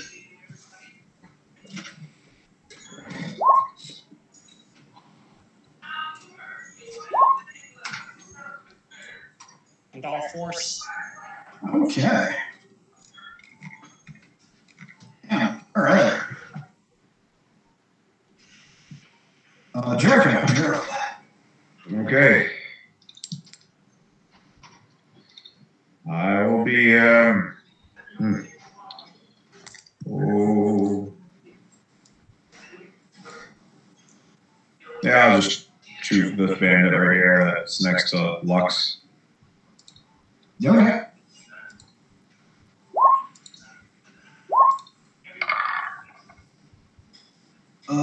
Dodges the first one, second one catches him. Okay, great.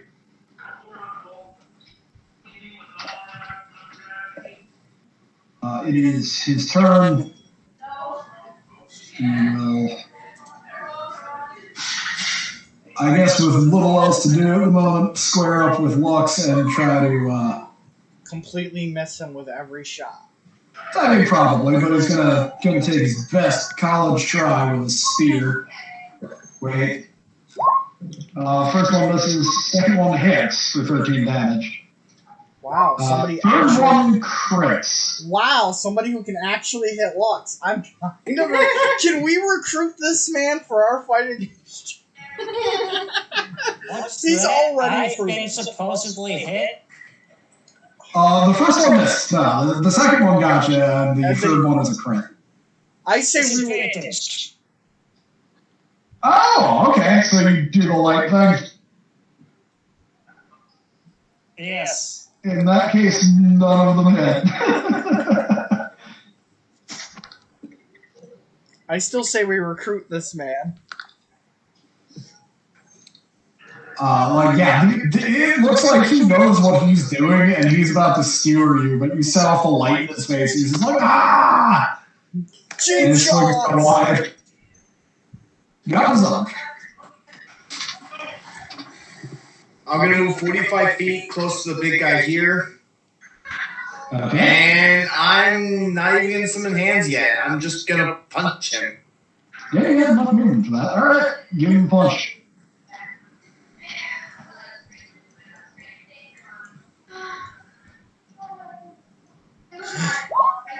$20. That would hit, but he is going to use a reaction. As you go punch him, it looks like you're about to get him in the throat, and he just twirls the spear around and knocks your hand to the side with the haft of it. Okay, second punch. He just parried your attack, you filthy casual. 15.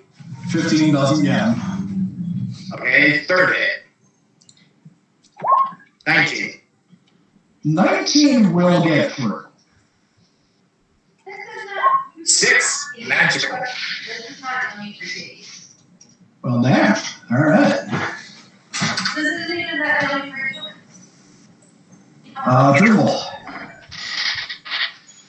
Trizble with a weary sigh, like, I've had about enough of this today. I'm just going to go 5, 10, 15, 20. 30, 35. And I'm just going to, as I'm walking casually up there, just pull out my mace and go, you really should listen! And I'm going to invoke the mace in a 30-foot radius. Cool. I believe all of them have to roll saves. So That's six berserkers. Wisdom, right? Wisdom, yeah. Fail, made it, fail, made it, made it. What's the save? 15. Fail, and made it. So half of them failed, half of them made it, and then the big guy... Wait, how many? That's too many. Is it? 1, 2, 3... 3 fails, 3 makes. Ah, yeah, okay. Half make it, half done. And then the big guy, he gets advantage on this. Wait, yeah, it already rolled with advantage. The big guy makes it. Okay.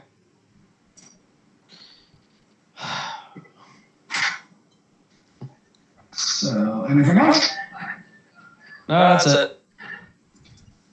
Alright, berserkers. 3 of them are going to start running off into the trees.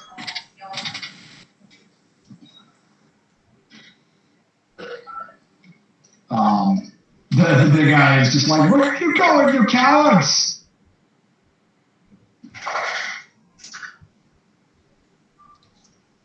This one's going to step up and take a couple swings at Godfrey. His big old axe. Double check what Godfrey's got. Yeah, it's Godfrey. Godfrey takes 8.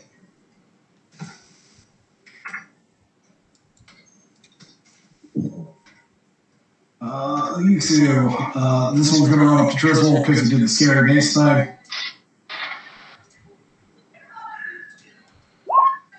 23 to hit, 15 slashing. Oh, yeah. That sinks his great axe in here. This one's going to run up to Gazunk. Take him a swing and miss. And Durza. Well, he's now by allies, so I don't need to worry about my movement. But I'm still throwing daggers, because why not? I mean, they're not vampires, so... An 11's probably not going to hit. It does not. Does a 17. 17... you throwing at the big guy, right? Yes. No, shield gets in the way of that. Alright. Well, I guess I will move forward a little bit. 5, 10, 15... Alrighty. And that'll be my turn. Godfrey, with all the grandioseness of a guy who is basically a big scary knight, is going to be like, "You don't rule the day, you messed with the order of the silver dragon." And just start pounding the ever-loving dog sign in this guy. Yeah, that hits. That also hits. For 31 damage. This man's a champ. He's taking all these hits. He's not beating up the big guy. He's beating up the little dude. Oh, that happens to be right next to him. I'm a little bit disappointed in Godfrey. I mean, he did launch himself in the middle of a mob of enemies, just half of them ran away.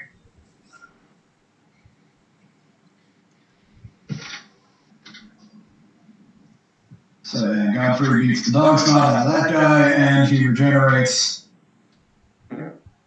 significant amount of HP. Lux.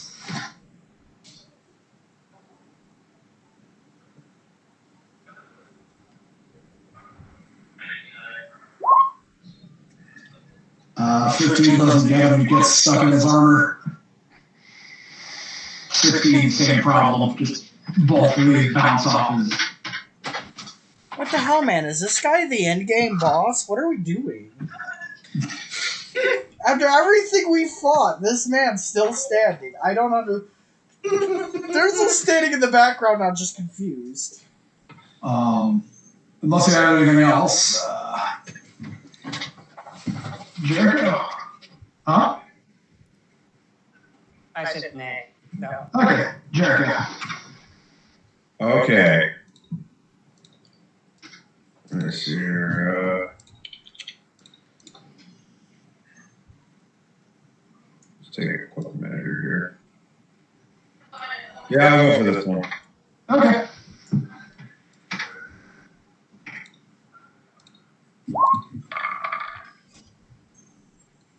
Yeah, both of those hit easy. 20 damage. Yeah, blows significant holes in that man.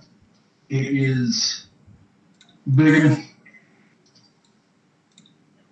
He's now got 2 targets. I think he's going to go for Gaza. He's going to choke up on his spear with 2 hands and just go to town. No. And the final one, wait, I rolled that wrong, but that's still going to miss no matter how I roll it. Wait, is he chucking that spear? Please tell me he's chucking that spear. He's not. He isn't. I hit the wrong button. You're too close for him to be throwing the spear. Yeah, he just cannot find purchase. Doesn't mean I won't chuck the spear back. It is your turn, Gaza. Alright, so I saw what Trish was doing, and I'm going to pull up my mace and say, listen to him and run away! Good lord, alright. I guess I get to roll Wisdom saves. 3 more wisdom saves. Crit. Crit what? And fail. Your mace has no power here. This guy is quite afraid. Also, this guy fighting Godfrey. Also, the big guy. What about, I see 4 targets. What?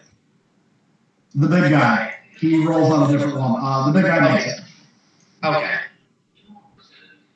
Alright, so the one fighting Godfrey is running away while I don't think I have a bonus action to do anything since I didn't really attack. It is Trizzle's turn.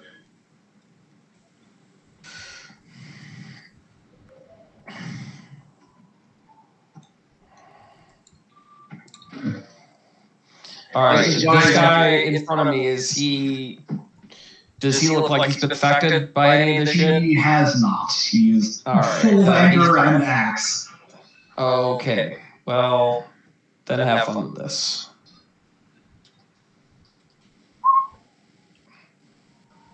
Wow. 13 clangs off his, no wait, 13 gets him. Holy shit. That's really armor there, buddy. 13 gets him. That does 10 damage. I don't actually have rage up. Okay.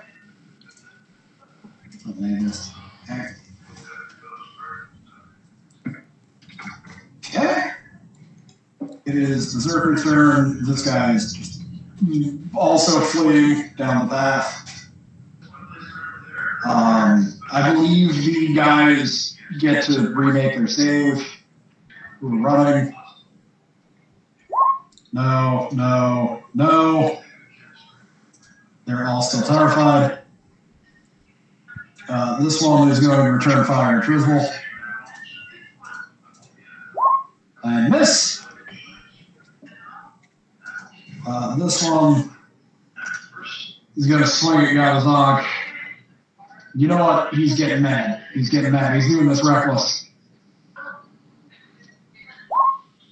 22. That one does hit. So he just cracks you in the chest with his friggin' great axe, and you take 10 damage. Durza. Well, I might as well keep going for these daggers. Eventually something will stick. Yeah. That's gonna do it. And it's a sneak attack for what it's worth, and that also rolls all the dice again. Is he dead? Let me do some. Yes, actually. 53 damage is enough to actually finally put the big guy down. Alright, well, I'm not done yet. These guys have annoyed me. So, I'm going for this guy, and I am again saying, I have warned you. Hits.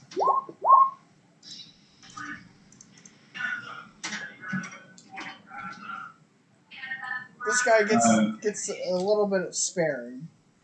Godfrey is just kind of behind him, and no, this guy is not getting any kind of spared. Hit. 32 is... Godfrey cleans this guy in two. He's just not having it. He's like, you've insulted my order out there! You're just... like, first one cuts a huge gash across the guy's chest. Second one just right at the hips, cuts it in half. Lux. Everyone left? There's one guy up in Gadazog's face, just sort of raging out. Any attacks you make against him have advantage because he's recklessing.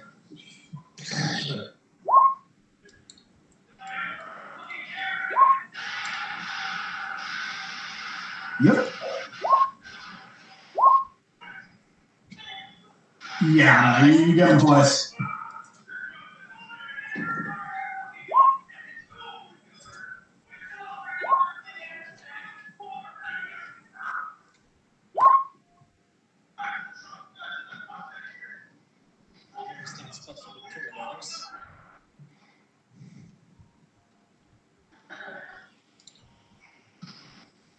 Alright, I think I got the map right in my head. Jericho. Okay. Yeah, you can easily reach this entire battlefield. Being a warlock, I think I'll just dust this gentleman off. Okay, yeah, I was going to say, the only people you can't reach are these guys way out here because they're not on the map anymore. They've double moved. That's okay, we'll just dust this fella off here. Okay. Dragging the audacity to hold us up. But it's a hit. 26 damage. 26. He is still up, but he's looking kind of ragged. Gadazog.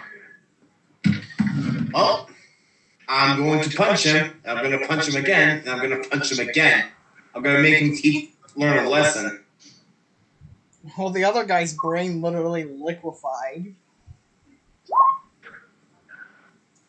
Okay.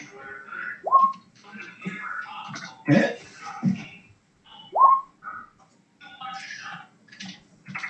Yep. There's a 14 hit. 14 does hit the little guys. Okay. I mean, I say little guy, physically they were bigger than the other guy. They're just... He's still up, but looks terrible. Like, he's bruised, he's broken, he's still on his feet with his little axe, and he's just like, Trizzle.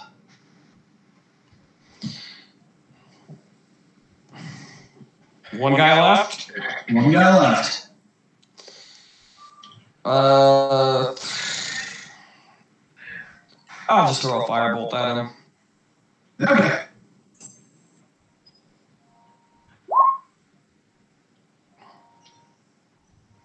Well, that hits. And he just blow a smoking hole through his chest. Very good. The rest of them are just fleeing into the distance, so unless you want to get chased, this fight's pretty much set. No. Finish them. Teach them a lesson. I told them to surrender, and they still went through it. They deserve it at this point. I was gonna say, Well, I mean, if they die, they don't learn anything. Yeah. Sure they do. Erasing the map. We'll go back to the world map here. For us to see the witch is going to kill. You guys reach the area where they said the witch was, and surprisingly, you find a town. I say it like that's a question. Like, you've been told it was going to be in ruins and that there's a crazy witch that lives there, but you get here and it's just, everything looks fine. Everything looks fairly normal. People are going about their daily business. Like, the streets are kind of crowded. They appear to be having some kind of, like, little festival where, like, they have dancers out in the street, and there's an old woman telling stories over by a pavilion.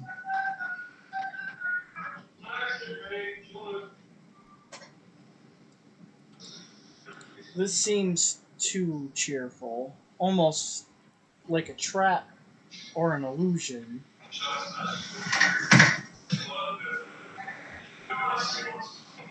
There's like a young woman passing by, and she's like, "Oh, hello, what brings you here? We don't get travelers through here." Baba Wasaga?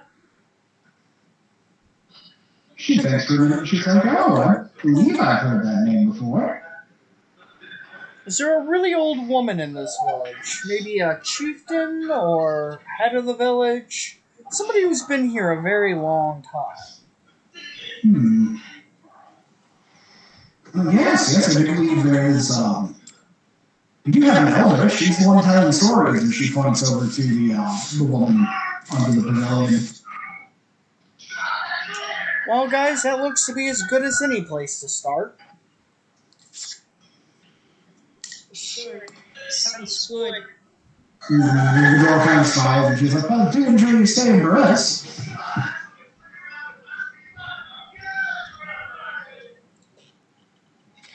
Yes, I was wondering if you have any shops in this village where we can procure some items. She comes for a minute, and she's like, "Oh, they're not a big town." And she, like, gestures around, and the place is not large. There's, like, a main street with a couple of houses and smaller buildings. There's another side road that leads off to what looks like an inn. A couple of farms, and then on a hill in the distance, there's a sizable mansion. So there's no... The man who runs the inn might be able to do some basic trading. Looks over to Trisvel. Have you noticed there's many places to collect gold in Barovia, but not a lot of places to spend it? I have noticed that. Rather annoying. Shouldn't be trying to spend money. Well, some places don't trust outsiders, but here, we'll give you fair prices. Well, I'd like to go do some shopping with whatever they have, so...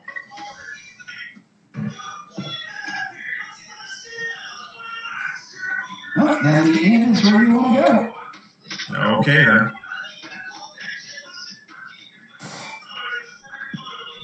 All right. is like, it's a short, long building. Only looks to be about 1 story tall, where it's like the rooms seem to be like an offshoot. You access them from the outside.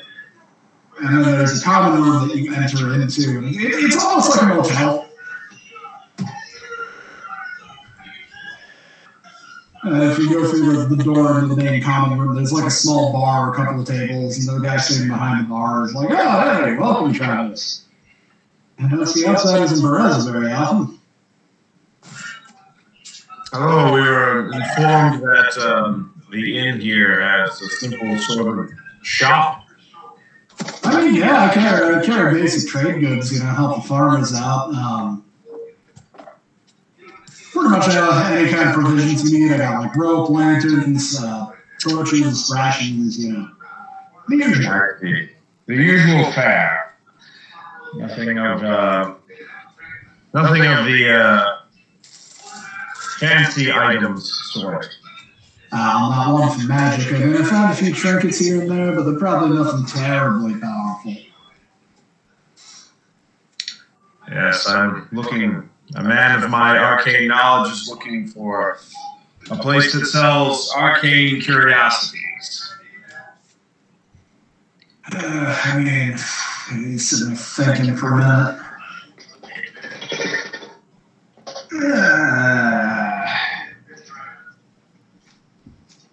Well, and the best I really got floating around and starts digging through things like, like suit of leather armor that's mildly enchanted. I found that once out in the river.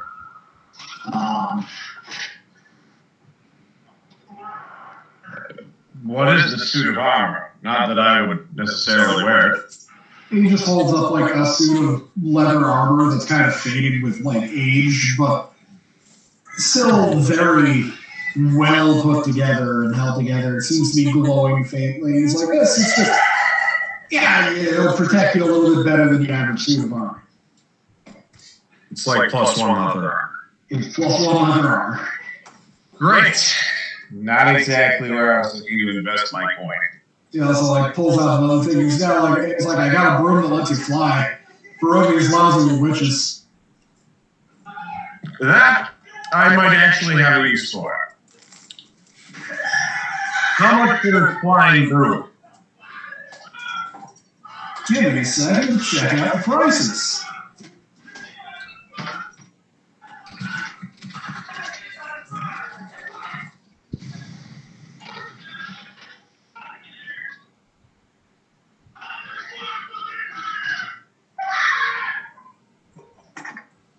Kind of looks at it from there. He's like, unfortunately, they're usually kind of pricey. It's difficult to get them because you have to get them from witches. Yes, sir. A number would be helpful. I can give this to you for about 3,000 gold. Naturally. Well, I know between my associates and myself who would actually have that amount. If I were to tell you that this broom, once purchased, would be used strictly for the eradication of the devil from these lands, would that perhaps allow you to do a little better on the price? He said 30 things for a minute. It's like, 19 persuasion. I'll tell you what. This thing is sitting around in my inn. It's kind of worthless to clean. It's a bit ragged, and you can see like the bristles of the bird are not great. They're kind of ragged and like not well situated for cleaning the floor. It's really just collecting dust. And if you're inclined to rid us of the devil, well, I might be able to part with this for about 1,000. 1,000 gold? Yeah. My good man, that is quite the generous discount. Consider it sold. All right, then. I will certainly shell out for that. 1,000 removed. And now I'm flying broom. Durzel's thinking that is the most expensive broom that has ever existed. Yeah, this broom is going to save me a spell slot from now on. So this is what it does.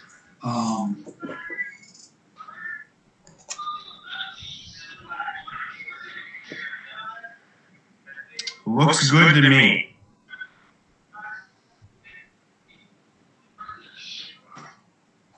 Yeah, this is going to save me a spell slot from now on, and importantly, doesn't cause concentration, and that's what I need. Very good.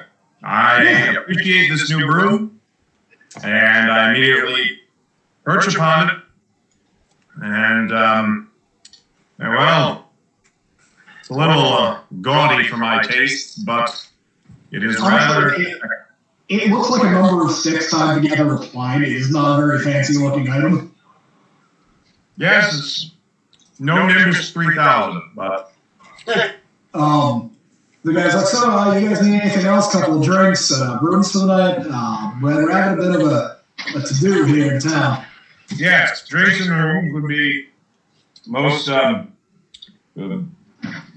desired by myself and my team. Yeah, of course. You know, I tell you what, you took that off my hands. You gave me a lot of money. Rooms are on me. Well, he had ordered 2 gold pieces for drinks for everyone.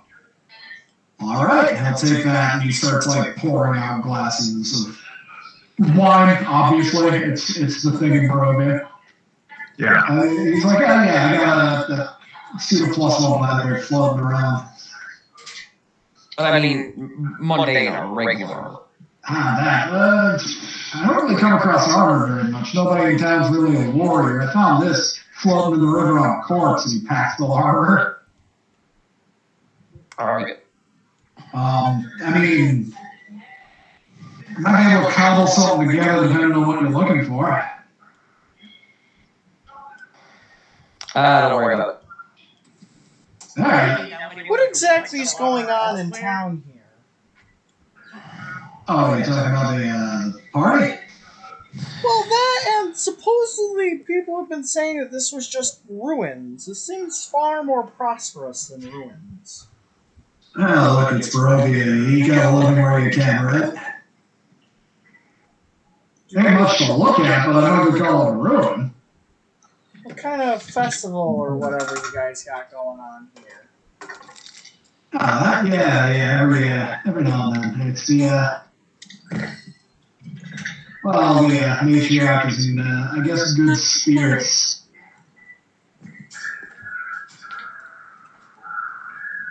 What can you tell me about this matriarchy of yours?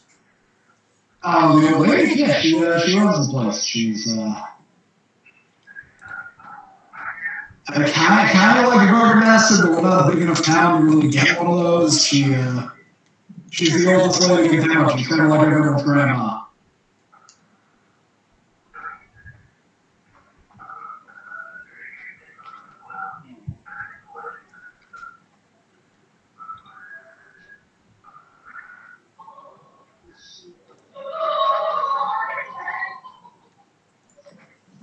Not sure how I feel about this.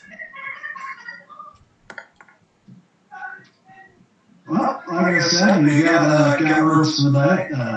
Just gotta head outside, find a door, pick one, whichever one you like.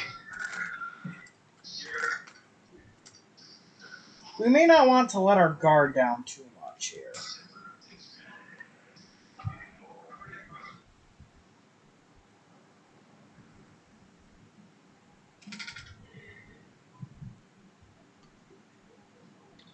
I tend to not let my guard down much anywhere when in Barovia.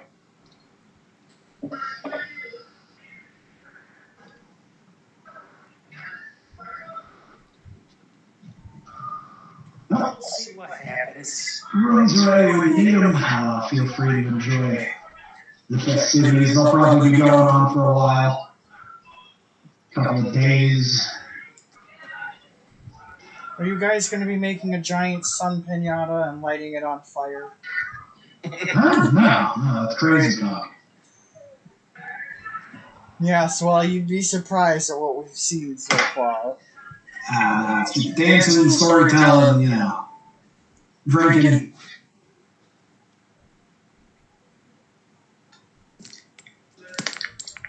Excellent. Well, as it is 10 p.m., I must take my leave.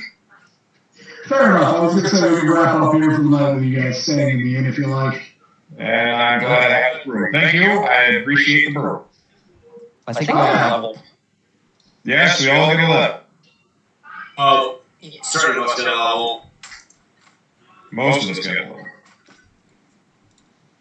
Are we all? I think we're all on kind of sync right now, so that, yeah, we actually all do. Everybody all at the same time, yeah.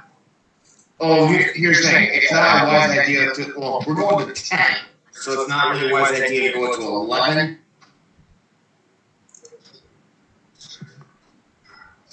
Then we're going to be level 9. So, actually, you guys are pretty much right on track to be the proper level for the siege at Thron's Castle. Okay. What level? I can do psychic damage with my. I can do psychic damage with my attacks now. So, the Curse of Strahd module is designed to go from level 1 to 11, actually, specifically. So we're getting close to the end here. So I'm immune to disease and poison. Very good. All right, well, I look forward to next week. And I take it We're as actually playing more early next week, but we're still playing. I take it. Unless people have objections, I don't think I have anything going on for Memorial Day specifically, but if something comes up, I'll say it in the chat. And I take it as we're taking a long rest? Actually, yeah, I don't know if I will be available next week because I think Noel's coming in for Memorial Day. That's fair. Is this a long rest? I'll be around. Josh asked, are we taking a long rest? Yeah, if you say it again. Alright, I want to make sure before I hit the button. You know, there's a thing, I wouldn't hit the button yet, but the idea is that you're planning on taking a long rest? We're planning on a long rest. Okay. It's not actually happening yet. Yes. Okay. Great. Also, now I can run 50 feet. Or walk 50 feet. I will see you now. Later.